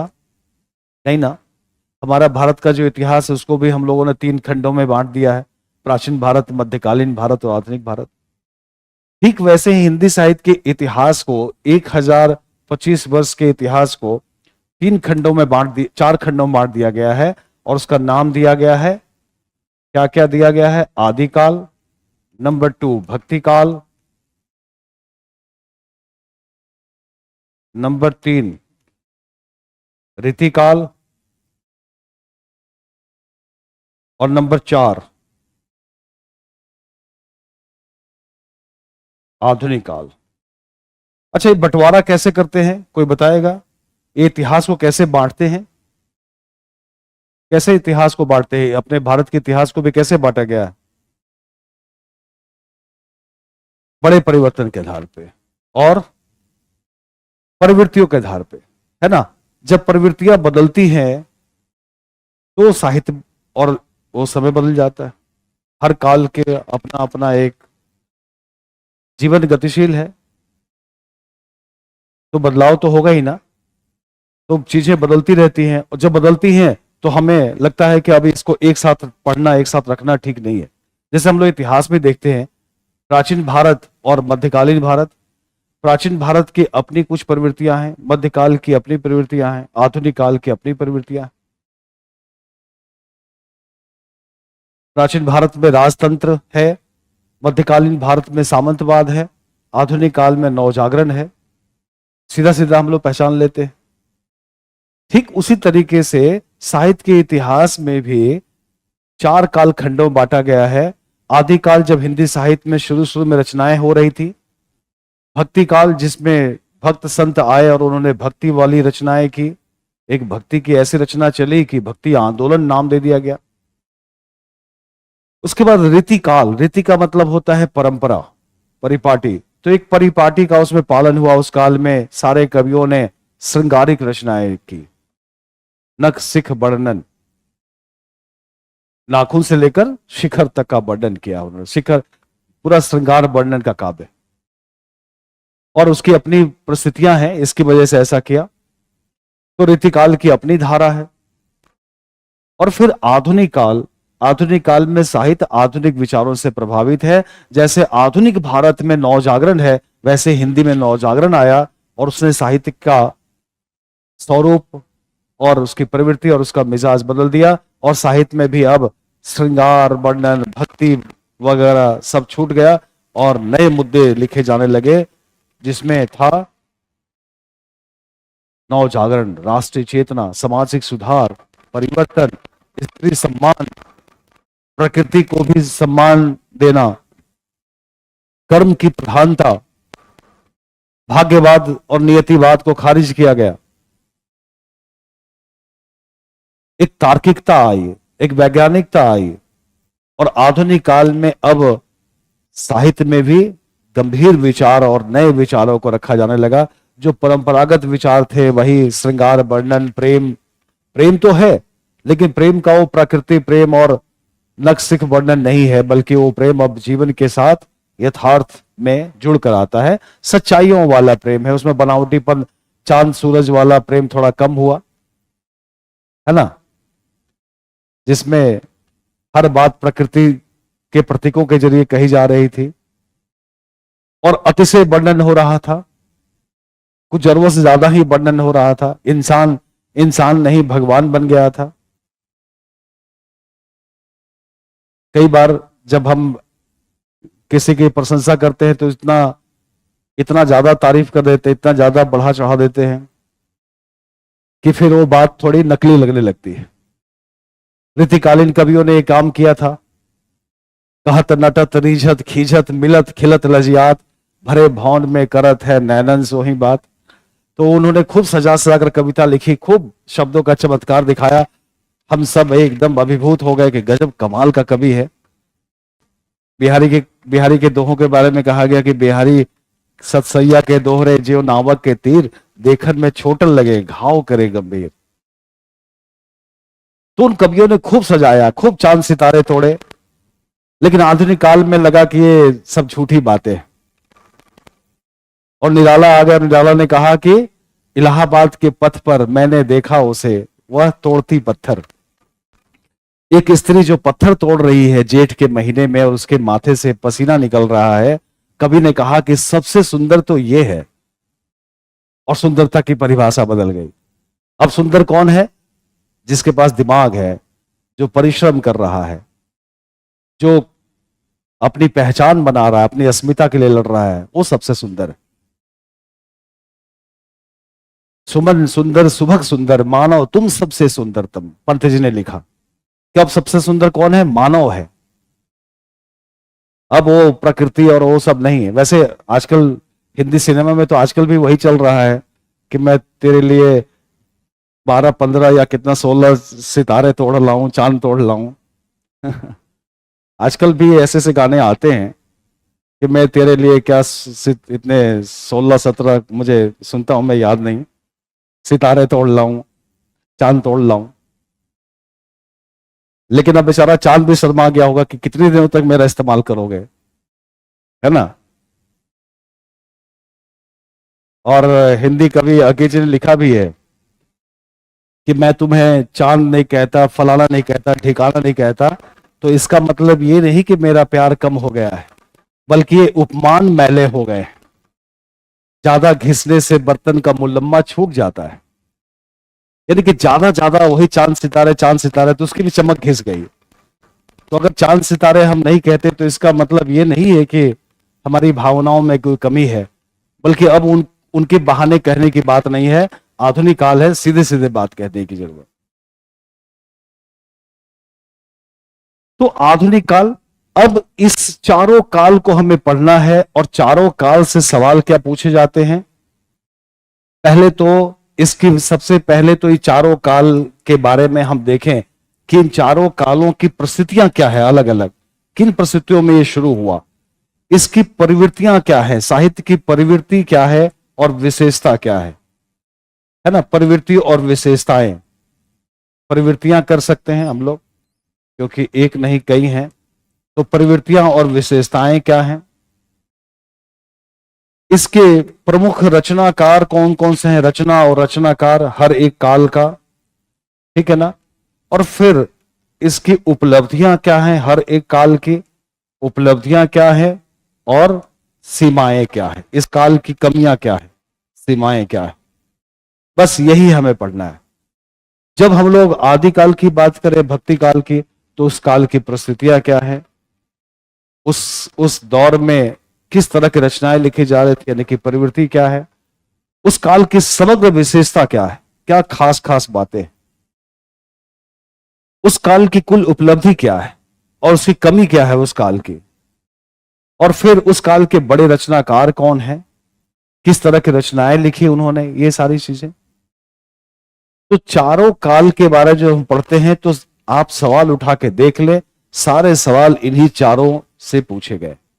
जितने भी सवाल आप उठा के देख ले प्रीवियस ईयर्स के, सब सवाल इसी चार इन्हीं चारों बातों से है, इसके बाहर कोई नहीं, हर काल से संबंधित ये चार बातें।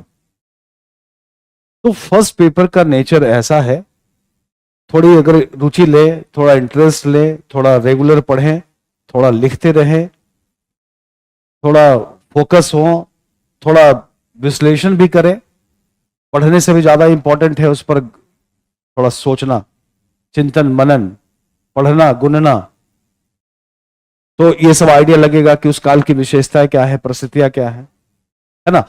अब देखिए, एक एग्जाम्पल के तौर पे मैं कह रहा हूं कि आप देखें कि भक्ति काल भी मध्यकाल में शुरू हुआ, रीति काल भी मध्यकाल में है। और भक्ति काल में भक्त संतों ने, कबीर, सूर, तुलसी, जायसी, मीरा, नानक, रैदास, कुंभदास, चंडीदास, जितने बड़े बड़े संत आए, सबने कितनी अच्छी अच्छी बातें कही, मनुष्य को सम्मानित किया, बराबरी की बात कही, समानता की, स्वतंत्रता की, न्याय की, गरीबों के पक्ष में, स्त्रियों और दलितों के पक्ष में। और पूरा का पूरा भक्ति साहित्य जो है आधुनिक है, प्रगतिशील है। मध्यकाल में इतना आधुनिक बात ये भक्त कवियों ने कहा है। लेकिन उसी मध्यकाल में रीतिकाल आ गया और रीतिकाल ले देकर वही स्त्री श्रृंगार तक सीमित हो गया, प्रकृति और स्त्री श्रृंगार। क्यों? क्योंकि उसकी प्रेरणा बदल गई। जहां भक्ति काल की प्रेरणा ईश्वर है, लोक जीवन है, वहीं रीतिकाल की प्रेरणा दरबार है, राजा है, सामंतों के यहां, शासकों के यहां ये नौकरी करते थे।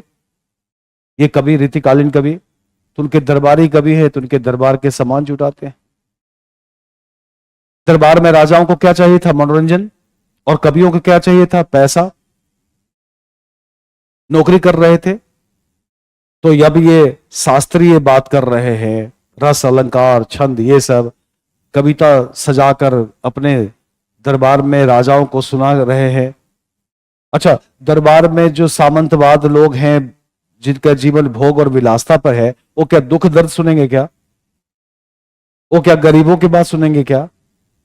वो क्या प्रेम में विरह सुनेंगे क्या? उनको तो संयोग चाहिए। प्रेम के दो पक्ष है, संयोग और वियोग। उनको वियोग क्यों सुने भाई? वो तो मनोरंजन करना चाह रहे हैं, तो संयोग चाहिए। तो इन कवियों ने संयोग के झड़ी लगा दी, संयोग के खूब प्रेम मिलन की स्थितियां इन्होंने दिखाई और अपने राजाओं को खुश किया और पैसा कमाया।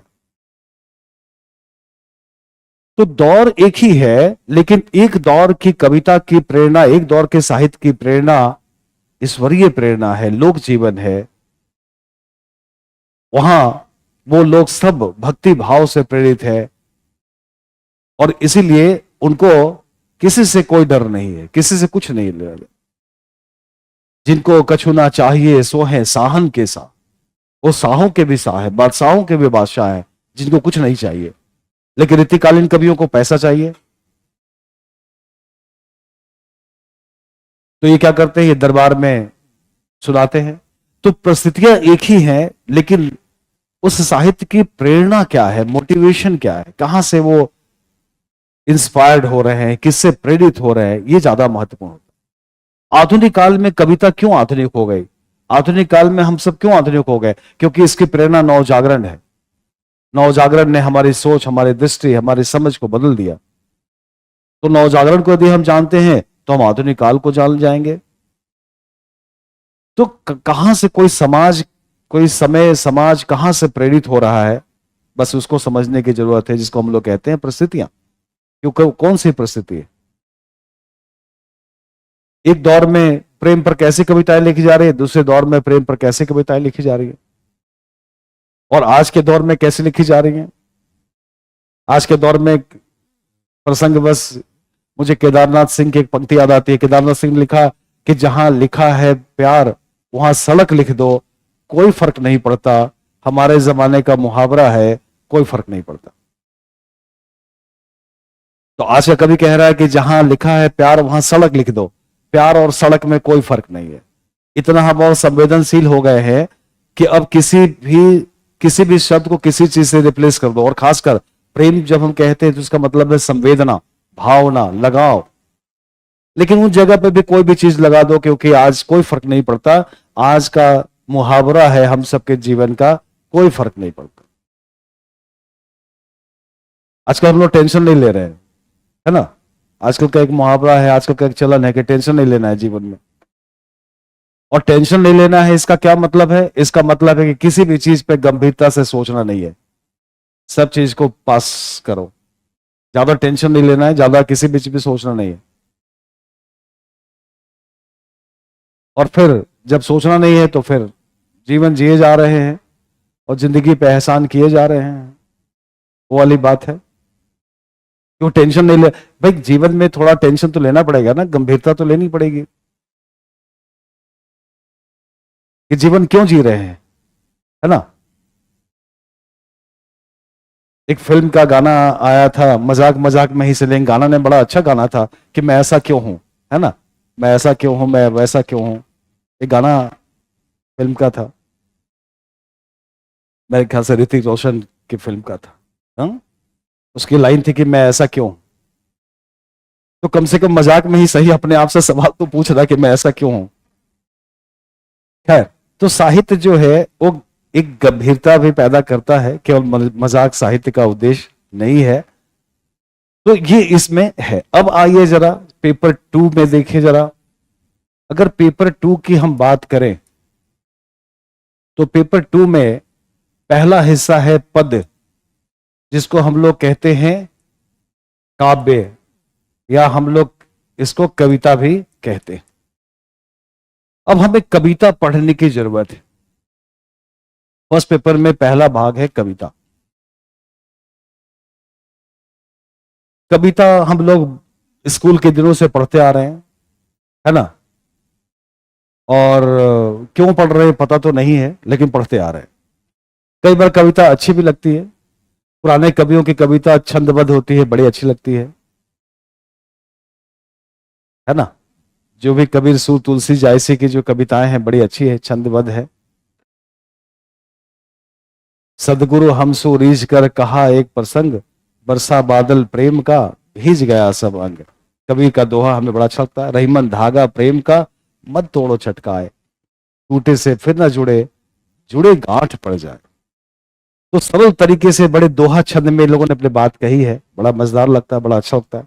लेकिन अगर कविता हम देखें तो कविता बड़े कम शब्दों में बहुत ही गहरी बात कहती है। अगर बहुत कम शब्दों में कोई बड़ी बात कहनी हो तो हम कविता का आश्रय लेते हैं। गद्य में बड़ा लंबा लिखना पड़ता है, कहानी उपन्यास, लेकिन कविता कम शब्दों में ज्यादा बात कहती है, इसलिए कविता प्रभावशाली होती है, कविता का इंपैक्ट ज्यादा पड़ता है।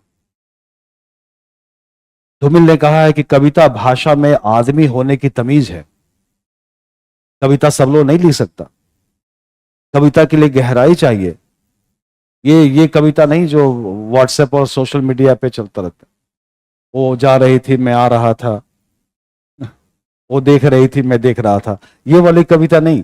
कविता में गहराई हो, कविता में गहनता हो, कविता में विषय। इसलिए धूमिल ने कहा कि कविता भाषा में आदमी होने की तमीज है।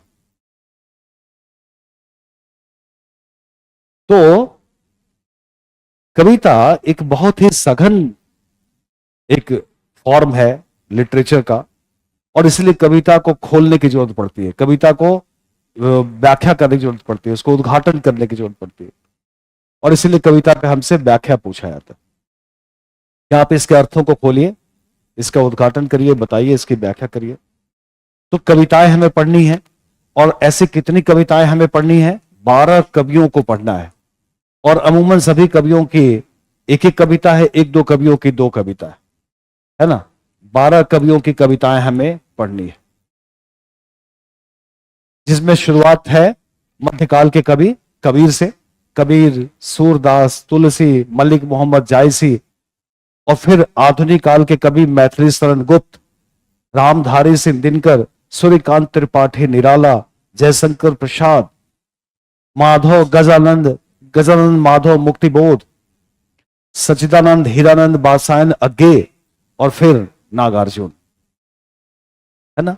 ऐसे 12 कवियों की कविताएं हमें पढ़नी है, सबकी एक एक है।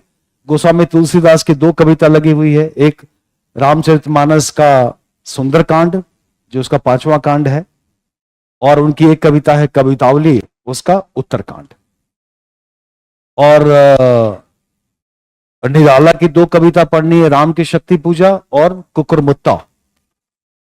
और ऐसे ही नागार्जुन की 3 कविता पढ़नी है, हरिजन गाथा, बादल को घिरते देखा है और अकाल और उसके बाद। ये 3 कविता पढ़नी है नागार्जुन की, और तो किसी के नहीं है, बाकी सबकी एक एक कविता है। बाकी सभी कवियों की एक एक कविताएं पढ़नी है। अब कविता पढ़ना है और कविता पढ़ के 2 काम करना है। एक तो कविता की पंक्ति की व्याख्या जो आपके पेपर में प्रिंट होकर आएंगे, कविता की पंक्तियां आज का पेपर भी देख लीजिएगा, और आपको पकड़ना है कि ये किस कवि की पंक्ति है और इसमें कवि ने क्या कहना चाहा है। तो कविता का एक बार आ से समझ लेंगे तो आ जाएगा। और लिखना है सरल तरीके से, कोई ज्यादा भारी भरकम नहीं, क्योंकि वो कठिन तो कवि ने लिख ही दिया है। आपको सरल लिखना है, इस कविता का भाव ये है। और ये भी याद रखिएगा कि जितने लोग वहां लिखेंगे एग्जाम में, वो सब स्टूडेंट ही होंगे, कोई टीचर नहीं होगा कि कोई बहुत शानदार लिखेगा आलोचक की तरह और कोई आपकी तरह लिखेगा, नहीं, सब स्टूडेंट हैं, सब लोग के पास वही लिखने का तरीका। इसलिए डरना नहीं है, सरल तरीके से जो आप जानते हैं अपनी बात को लिखना है। तो पहली चीज, अच्छा एक बात और कि कविताएं बड़ी मजेदार भी हैं। अगर इन कविताओं के आ से आप समझिए तो बड़ा मजेदार है, ये भी आपकी रुचि भी बनेगी अगर इंटरेस्ट लेंगे तो। जैसे कबीर के दोहों में उस समय का जो समाज है उसके प्रति, गुरु के प्रति सम्मान है, विरह भावना है, ईश्वर को स्मरण करने वाले दोहे हैं। तीन तरह के दोहे हैं। अगर आप सूरदास को पढ़िए तो उसमें प्रेम है, भ्रमर गीत का प्रेम बड़ा शानदार, और वो प्रेम पर जीवन को समझने का जरिया देने वाला प्रेम है। वो हिंदी सिनेमा वाला प्रेम नहीं है, फिल्मी कमर्शियल प्रेम, बल्कि वो प्रेम एक जीवन मूल्य है जो हमें परिष्कृत करता है, परिमार्जित करता है, हमें शुद्ध करता है। तो भ्रमर गीत में प्रेम है राधा कृष्ण का, उसका वर्णन है। मलिक मोहम्मद जायसी की रचना है पद्मावत, उसमें भी प्रेम काव्य है, और वो भी एक जीने मरने का प्रेम है जो बताता है कि किस तरीके से अलाउद्दीन खिलजी के लिए ये जो प्रेम है पद्मावत में, अगर सिनेमा देखा हो या पढ़ा हो तो याद आपके ध्यान में हो कि पद्मावती को अलाउद्दीन खिलजी और राजा रतन सेन दोनों चाहते हैं, लेकिन अंत में अलाउद्दीन खिलजी के लिए पद्मावती एक मुट्ठी राख के समान है, क्योंकि जब वो पहुंचता है तो जौहर व्रत कर चुकी रहती है पद्मावती और अलाउद्दीन खिलजी को राख मिलती है। लेकिन वही राजा रतन सेन के लिए पद्मावती ईश्वरीय रूप है, इसलिए कि राजा रतन सेन का इरादा ठीक है, सच्चे हैं, प्रेम के प्रति समर्पण का भाव है। अलाउद्दीन खिलजी तलवार के बल पे हासिल करना चाहता है, और प्रेम भावना या संबंधों में हम तलवार नहीं चला सकते, भावनाओं को हम तलवार के बल पर नहीं जीत सकते। तो कवि ने कितना बड़ा संदेश दिया। ऐसे ही तुलसी के यहां पढ़ेंगे तो राम के जरिए उन्होंने मर्यादा और अनुशासन की बात की है कि उनके राम ऐसे हैं जो हर हाल में मर्यादा और अनुशासन में रहते हैं, कभी अनुशासन से विचलित नहीं होते। मैथिली शरण गुप्त जी की कविता है भारत भारती, अगर वो पढ़ेंगे तो उसमें भारत के प्रति राष्ट्रीय चेतना, राष्ट्रीय भावना। दिनकर की कविता है कुरुक्षेत्र, उसमें युद्ध को लेकर सवाल है, युद्ध होना चाहिए कि नहीं होना चाहिए। ऐसे ही आप कविता पढ़ेंगे अगर अज्ञे जी की कविता असाध्य वीणा, या उससे पहले 2 कवि और छायावाद के, एक दिनकर निराला जी की 2 कविता है राम की शक्ति पूजा। राम की शक्ति पूजा में वो भी कमाल की कविता है, उसमें राम रावण के युद्ध को नए संदर्भ में दिखाया गया कि अच्छाई और बुराई का संघर्ष हर युग में चलता है, और हर युग में अच्छाई शुरू में हारती है। राम रावण के युद्ध में राम को हारते हुए दिखाया गया है, पराजित होते हुए दिखाया गया। और उस कविता में दिखाया गया है कि राम पराजित ही नहीं होते, उनके आंखों से आंसू निकल पड़ते हैं। वो मान लेते हैं कि अब जीत नहीं होगी, होगी ना विजय समर, मित्रवर विजय होगी ना समर, पंक्ति आती है उसमें। लेकिन फिर राम शक्ति की आराधना करते हैं, शक्ति का अनुसंधान करते हैं, और शक्ति कुछ और नहीं है। शक्ति का मतलब है कंसंट्रेशन, अपने आंतरिक और बाह्य शक्ति को साधना। और राम अपनी शक्ति को साधते हैं और फिर रावण से लड़ते हैं, रावण को पराजित करते हैं। तो एक ऐसी कविता है जो हमें प्रेरित करती है कि हारने का कोई कारण नहीं है, हमें भी शक्ति की आराधना करनी चाहिए। एक कविता है उनकी कुकुरमुत्ता। कुकुरमुत्ता कहते हैं उस पौधे को, मशरूम को। यस, अब मशरूम बड़ा बेढंगा सा गंदगी वाले जगह पे उग जाता है, जहां गंदा हो, गोबर वगैरह वाली जगह पे। आजकल तो कितना महंगा बिकता है, आप सब जानते हैं, मशरूम डिमांड में है आजकल।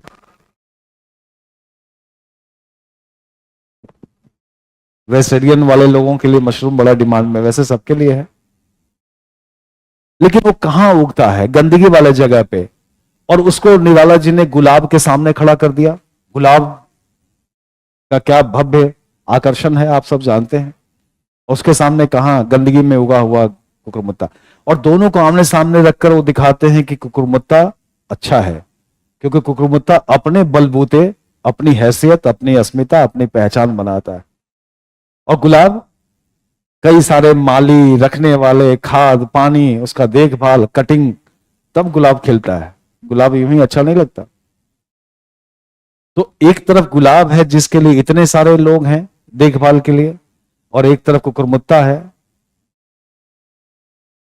और उसको उन्होंने खूब अपना गुस्सा निकाला है। कुकुरमुत्ता को, गुलाब को उन्होंने कैपिटलिस्ट कहा। अबे सुन बे गुलाब, ये भाली भाषा का प्रयोग किया है। और कैपिटलिस्ट कहा है, पूंजीवादी कहा है, कि गुलाब पूंजीवाद का प्रतीक है, जो दूसरे के संसाधनों को लूटता है और तब चमकता है, खाद पानी। और कुकुरमुत्ता कौन है? किसान, मजदूर, गरीब, आम आदमी, जो अपने बलबूते अपनी चमक बनाता है। तो बहुत ही शानदार कविता निराला ने लिखी है। इसके बाद मुक्तिबोध की कविता है ब्रह्म राक्षस। वो भी बहुत मजेदार कविता है, उसको पढ़ेंगे तो बड़ा मजा आएगा, ऐसे भी आप पढ़ेंगे तो। ब्रह्म राक्षस एक ऐसा प्रतीक है हमारे शास्त्रों में, जिसमें बताया गया है कि अगर कोई पढ़ा लिखा ब्राह्मण व्यक्ति कोई पाप कर्म करके मरता है तो उसके आत्मा को मुक्ति नहीं मिलती, वो ब्रह्म की तरह घूमता रहता है, ब्रह्म राक्षस बन के भटकता रहता है। उसको मुक्तिबोध ने हमारे मिडिल क्लास से जोड़ दिया है कि मिडिल क्लास की आत्मा ऐसी ही है। हम लोग मिडिल क्लास वाले लोग ऐसे ही बहुत अच्छा करना चाहते हैं, महान बनना चाहते हैं, और कई बार अपने ही गलतियों में उलझकर कुछ नहीं बन पाते, और फिर हमारी आत्मा भटकती रहती है। फिर हम चाहते हैं कि हम नहीं बन सके तो हमारे बच्चे बन जाएं, तो हमारी आत्मा को मुक्ति नहीं मिलती। जैसे ब्रह्म राक्षस को मुक्ति नहीं मिलती, वैसे ही मिडिल क्लास का जो पढ़ा लिखा व्यक्ति है, बुद्धिजीवी व्यक्ति है, उसको मुक्ति नहीं मिलती और उसकी आत्मा भटकती रहती। और वाकई आज के जमाने में सच यही है कि हम सब ब्रह्म राक्षस ही हैं, क्योंकि हम सब चाहते हैं बेहतर करना और हो नहीं पाता। जो है उसे बेहतर चाहिए, इस दुनिया को साफ करने के लिए एक बेहतर चाहिए, मगर अफसोस में हो नहीं पाता। मुक्तिबोध ने लिखा, तो जो है उसे बेहतर चाहिए, हम चाहते हैं, रोज ऐसा सोचते हैं, लेकिन शाम ढलते ढलते फिर हम लोग फिर वहीं के वहीं पहुंच जाते हैं। तो ब्रह्म राक्षस कविता हमें प्रेरणा देती है कि हम सब ब्रह्म राक्षस की तरह मरने के बाद भी ना भटके, बल्कि इसी जीवन में मुक्त हो जाएं, जो करना है कर डालें, अपने जीवन में कोई अफसोस ना रखें। और एक कविता है अज्ञे जी की, असाध्य वीणा, वो भी बड़े कमाल की कविता है। असाध्य, जिसको साधा ना जा सके, एक ऐसी वीणा, कोई नहीं बजा पाता उस वीणा को, उस कविता का सार है, कोई उस वीणा को नहीं बजा पाता, और एक अदना सा कलाकार आता है, नया युवा, और उसे बजा लेता है उस वीणा को। लोग हैरान होकर पूछते हैं कि ऐसा कैसे? तो फिर उसका राज बताता है कि ऐसा इसलिए क्योंकि हमने पूरा अपना सब कुछ समर्पित कर दिया वीणा को। वीणा को हमने बजाया नहीं है, बल्कि वीणा को हमने स्पर्श किया। ध्वनि तो उसके अंदर ही है, यानी कि अगर हम फुल समर्पित हो जाए, फुल डिवोशन। लेकिन ये कब होता है, इसमें भी उस कविता को पढ़ते हुए मालूम चलता है कि ये तभी होगा जब हमारे अंदर का अहंकार खत्म होगा। अहंकार हमारे जीवन की एक बड़ी बाधा है, जिसके कारण हम डिवोशन, क्योंकि हमें लगता है हम क्यों झुके किसी के पास, क्यों हम, माने आदर के साथ झुकने की बात हो रही है, ये नहीं कि अपनी पर्सनालिटी का कॉम्प्रोमाइज कर लिया, वो वाली बात नहीं। मतलब हम किसी भी विनम्रता हमारे अंदर रहे, उसकी बात हो रही है। तो उस कविता में बताया गया कि यदि हम विनम्र होंगे, समर्पित होंगे अपने लक्ष्य के प्रति, तो असाध्य लक्ष्य को भी हम साध सकते। हम असाध्य लक्ष्य हमारे किसके लिए बनता है, जो अपने अहंकार के साथ उस लक्ष्य को हासिल करना चाहता है। तो एक बड़ी अच्छी कविता है जो हमें बताती है कि हमें लक्ष्य की प्राप्ति कैसे होगी। अगर जीवन में हमें बड़ा करना है तो हमें पहले अपने अहंकार को विसर्जित करके हमें समर्पित होना पड़ेगा। तो एक बहुत ही शानदार कविता है। और फिर नागार्जुन की 3 कविताएं हैं, वो बड़ी यथार्थवादी कविताएं हैं। हरिजन गाथा में हरिजनों के प्रति जो शोषण है उसकी कहानी है। अकाल और उसके बाद में अकाल के पहले और अकाल की बाद की स्थिति को दिखाया है। और बादल को घिरते देखा है, एक प्रकृति वाली कविता है जिसमें प्रकृति का चित्रण किया, प्रकृति का चित्रण किया। तो 12 कवि और उनकी कविताएं, और उन कविताओं को हमें क्या करना है, पहला काम तो हमें क्या करना है, उन कविताओं की पंक्तियों की व्याख्या करनी है। और दूसरे, उन पर हमें आलोचनात्मक प्रश्न करना है। उन पर आलोचनात्मक प्रश्न पूछा जाएगा तो आलोचनात्मक प्रश्न करना है।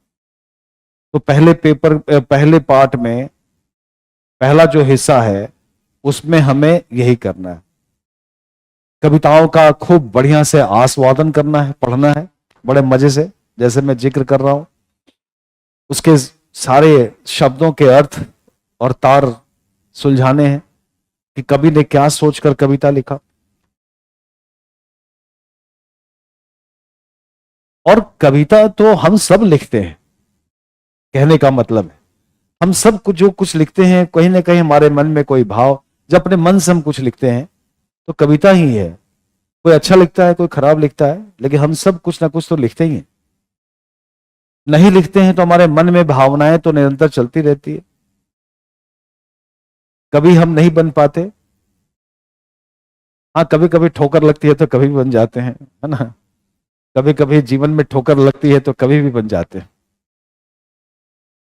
लेकिन हर आदमी कवि है, हर आदमी के अंदर भावनाएं। अब पकड़ने की जरूरत है कि उसकी भावनाएं कैसी हैं। कबीर क्या सोच रहे थे, पंत प्रसाद निराला क्या सोच रहे थे, हमें उसके उसके आशय को, उनके उनके भाव को समझना है। यही कविता है बस।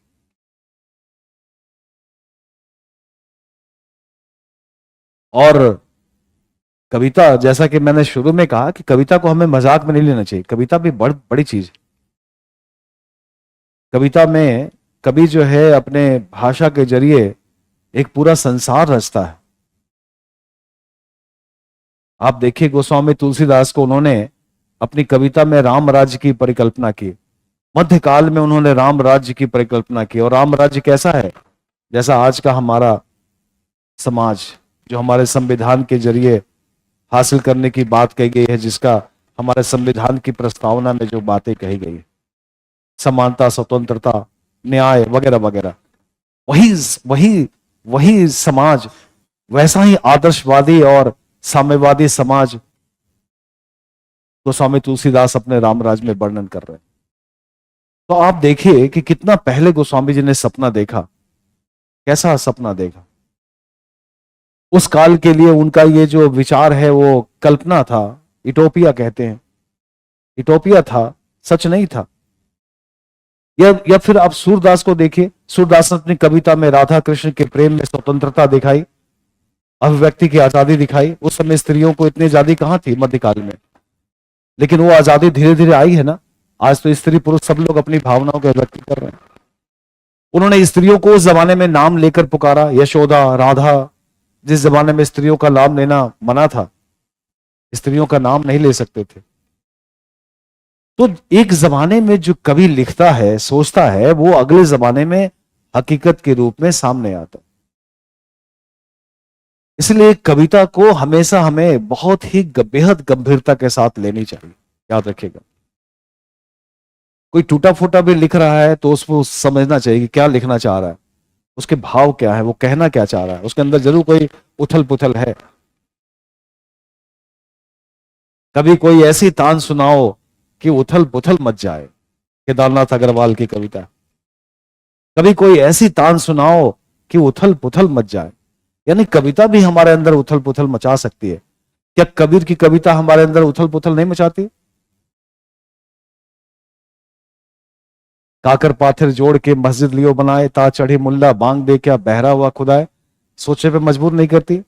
पहाड़ पूजे हरि मिले तो मैं पूजू पहाड़, ताते तो ये चक्की भली पीस खाए संसार। दो पाटन के बीच में चलती चाकी देख कर दिया कबीरा रोए, दो पाटन के बीच में साबुत बचा न कोई। क्या कबीर की कविता हमारे अंदर सोचने को मजबूर नहीं करती? पोथी पढ़ी पढ़ी जग मुआ पंडित भया ना कोई, ढाई आखर प्रेम का पढ़े सो पंडित हो। ढाई आखर बस प्रेम, जहां प्रेम है वहां कोई नफरत नहीं है, सारी समस्याओं का समाधान। तो कविता भी उथल पुथल मचाती है, कविता को हमें ऐसे नहीं लेना चाहिए। मैं इसलिए कह रहा हूं कि हम जैसे अखबारों में या कहीं कविता पढ़ते हैं तो हम लोग उसको ऐसे इग्नोर कर देते हैं। ठीक है, अच्छी कविता नहीं है तो इग्नोर कर दिया, लेकिन कोई कविता में कुछ है तो उसके शब्दों पे आप जाएंगे तो आपको लगेगा कि कवि कितना क्रिएटिव है, क्या सोचा है। तो ये फर्स्ट पेपर में हम लोग को यही चीजें, सेकंड पेपर में का जो पहला पार्ट है उसमें हमें इतना ही करना है, ठीक है ना। अच्छा, व्याख्या करने का भी एक पैटर्न है, एक पैटर्न है व्याख्या का, उसी पैटर्न पे हम लोग करते हैं। जैसे हम लोग सबसे पहले उस पैटर्न में संदर्भ बताते हैं, फिर प्रसंग बताते हैं कि किस प्रसंग में कवि ने कहा है, फिर उन पंक्तियों की व्याख्या हम करते हैं, और फिर भाव और शिल्प को लेकर जो खास बातें हैं उसे हम विशेष के रूप में कहते हैं। और वो पंक्तियां क्या आज भी प्रासंगिक है, इसको लेकर हम उसकी प्रासंगिकता पर बात करते हैं। तो किसी कविता की पंक्ति को हम पढ़ते हैं तो उसमें ये सब बिंदु तलाशते हैं। जब उस कविता को हम उद्घाटित करते हैं, उसके आशय को, तो उसमें हम लोग इस ढंग से बात करते हैं। एक पैटर्न है, इसी पैटर्न के आधार पर हम व्याख्या करते हैं। और जब ऐसे व्याख्या करते हैं तो हमें कविता समझ में आने लगती है, कविता के सारे उलझे तार खुल जाते हैं, कवि क्या कहना चाहा है हम वहां तक पहुंच पाते हैं। ठीक है ना, क्लियर है। अब आइए जरा सेकंड पार्ट पे। इसका सेकंड पार्ट है गद्य। गद्य, और गद्य को कथा साहित्य भी कहते हैं, जैसा कि मैंने आपसे कहा।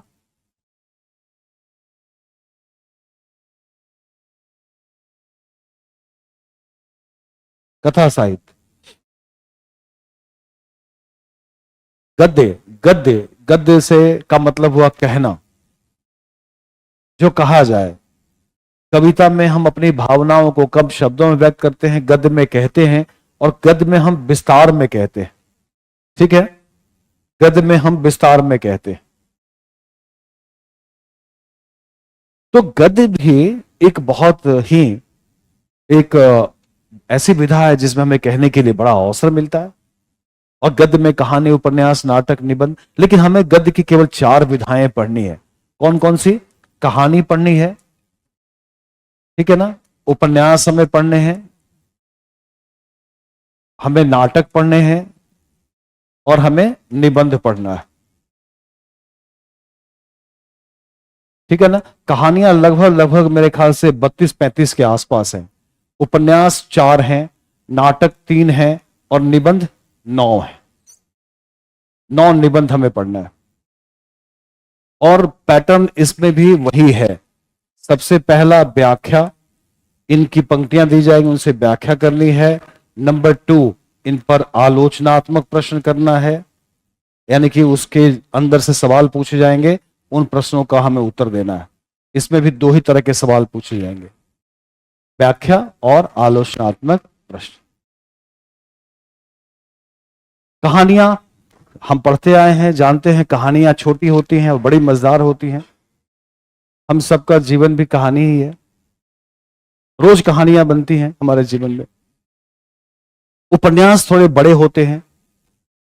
प्रेमचंद का गोदान, रेणु जी का मैला आंचल, यशपाल की दिव्या दिव्या और मन्नू भंडारी जी का महाभोज, ये 4 उपन्यास है, चारों बड़े क्लासिक हैं। पढ़ेंगे तो एकदम जीवन को समझने की दृष्टि मिलेगी, समझ मिलेगी, बढ़ेगी। गोदान में जहां किसानी जीवन है, वहीं मैला आंचल में एक एक गांव, एक आंचल के जीवन का सच है। भारत को समझना है तो साहित्य को भी पढ़ना चाहिए, संस्कृति को भी पढ़ना चाहिए। और दिव्या में स्त्री अस्मिता का सवाल है कि स्त्री की पहचान कैसे होगी, कमाल का उपन्यास है। और जो महाभोज है उसमें आज की भारतीय राजनीति का यथार्थ है, सच है, तो बड़ा मजेदार है। नाटक 3 है, भारत दुर्दशा, भारतेंदु हरिश्चंद्र का, और जयशंकर प्रसाद का स्कंदगुप्त ऐतिहासिक नाटक, और मोहन राकेश का एक शानदार नाटक है जो हमारे आधुनिक जीवन का नाटक है, आषाढ़ का एक दिन, जिसमें हम लोग अपने जीवन में जिस ढंग से उलझनों में उलझे रहते हैं और कोई निर्णय नहीं कर पाते, एक तरफ महत्वाकांक्षा, एक तरफ अपनी अपनी निजी अनुभूतियों को महत्व देना, दोनों में बैलेंस नहीं कर पाते। तो एक बड़ा अच्छा नाटक है मानव जीवन की त्रासदी का। पढ़ेंगे तो उसमें मल्लिका और कालिदास के प्रेम कहानी के जरिए मोहन राकेश ने बड़ी बात कही है। तो 3 नाटक हैं और निबंध, 9 निबंध हमें पढ़ने। तो सेकंड पेपर का स्ट्रक्चर इस तरीके का है। जो अपनी क्लास चलती है, थोड़ा मैं जल्दी इस बात को थोड़ा कंक्लूड कर रहा हूं क्योंकि एक सेमिनार और भी है। तो जो ये जो हमारा पेपर है, इसमें मैं क्लास में आपको सारा सिलेबस डिटेल में पढ़ाता हूं।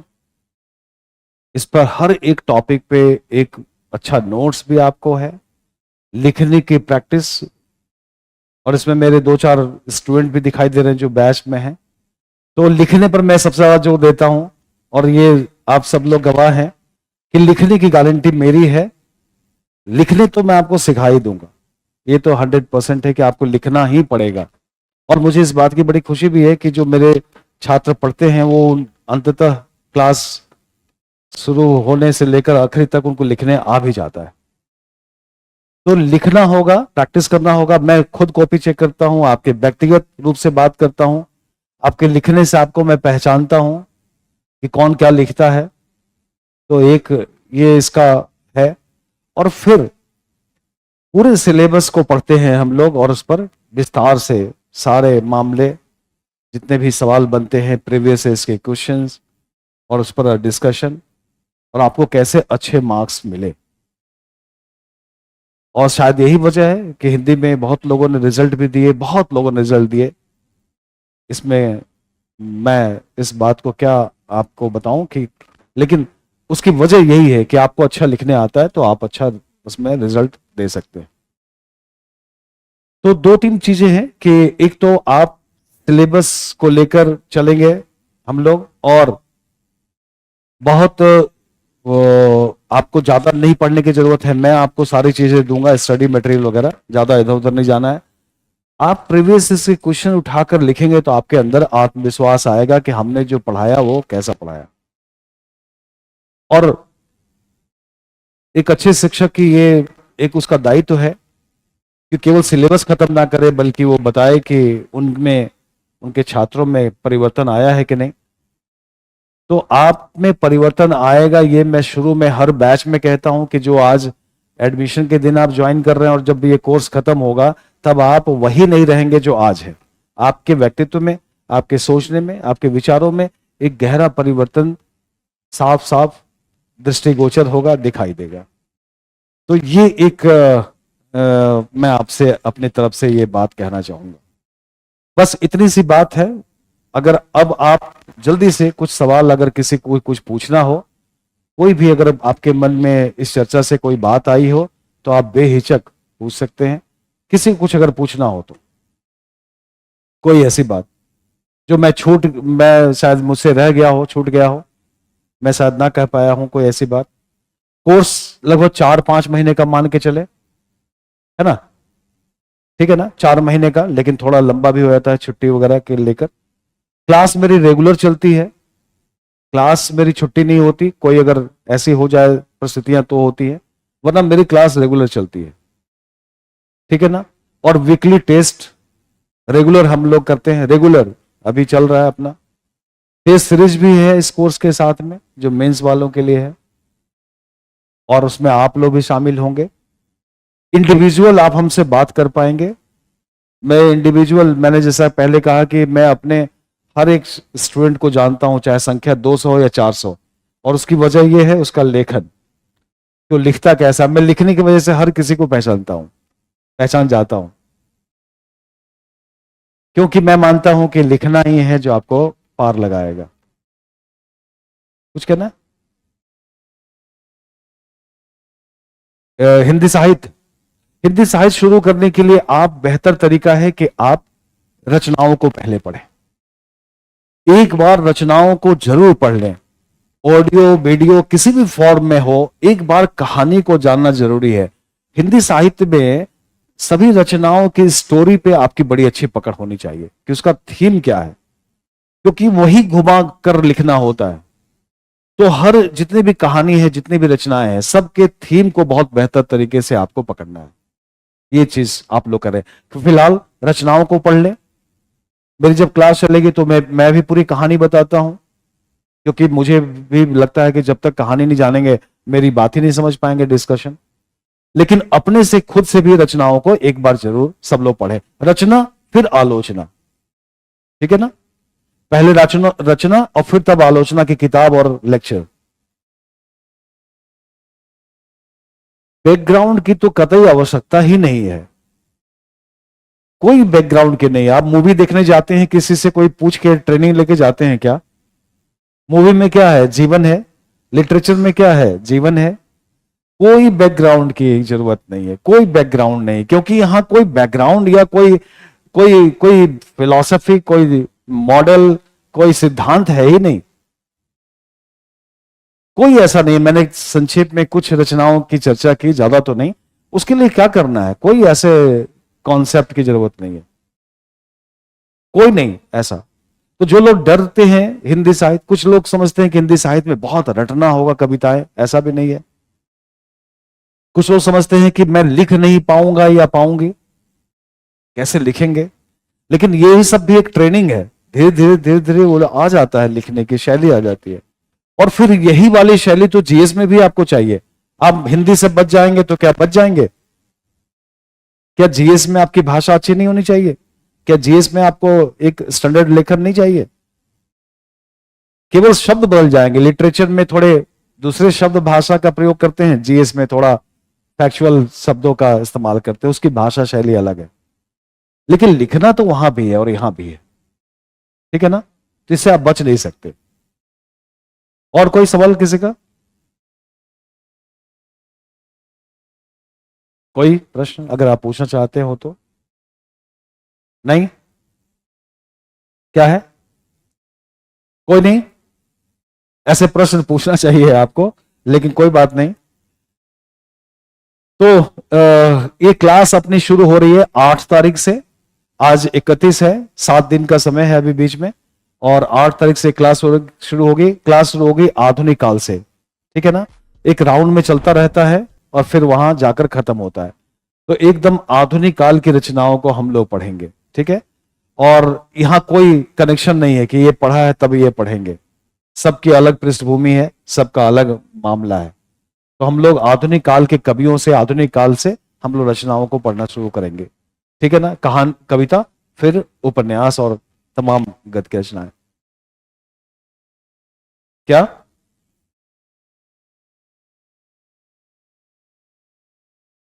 पहले तो रचनाओं को ही पढ़ लेना होगा, और फिर जब अपनी क्लास स्टार्ट होगी तो मैं कुछ एक बेसिक नोट्स दूंगा, जिसमें आपको मैं 2-4 दिन एक बेसिक क्लास भी लूंगा, जिसमें आपको बताऊंगा कि रस क्या है, छंद क्या है, अलंकार क्या है, कविता के फॉर्म क्या है, गद्य के फॉर्म क्या है। कुछ ऐसे बेसिक चीज के लिए मैं 3-4 क्लासेस आपको लूंगा, जिसमें कि आपको एक पूरा का पूरा हिंदी पढ़ने का एक अप्रोच आपको मिल जाए कि भाषा में क्या चाहिए, हिंदी को पढ़ने के लिए क्या चाहिए।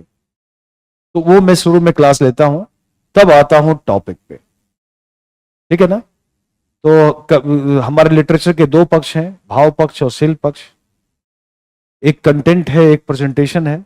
तो दोनों पे कुछ बुनियादी बातें हैं जो मैं आपको बताता हूं शुरू में। और फिर मैं एक बात कहूंगा अंत में कि आप सब लोग हिंदी के बारे में विचार करें और पढ़ें। और इसलिए नहीं पढ़ें कि यहां मैं कह रहा हूं, बल्कि इसलिए पढ़ें कि इससे आपको एक अच्छी समझ बनेगी, आपके व्यक्तित्व में भी विकास होगा। और निश्चित तौर पर जो ये दौर है जहां आप तैयारी कर रहे हैं, इसमें आपके अंदर बहुत बड़ा बदलाव आएगा, बहुत बड़ा परिवर्तन आएगा। तो इस ख्याल से पढ़िए, इसलिए नहीं कि हम किसी दूसरे के लिए पढ़ रहे, ठीक है ना। चलिए, तो आप सबका बहुत बहुत धन्यवाद कि आप सब लोगों ने समय निकाला, और मैं उम्मीद करता हूं मेरी बात आप सबको समझ में आई होगी। बाकी कोई संशय होगा तो आप बात कर सकते हैं, ऑफिस से कांटेक्ट कर सकते हैं, ठीक है। डेमो क्लास भी है, 2-4 क्लास करके भी आप देख सकते हैं। आप सबका बहुत बहुत धन्यवाद। Thank you.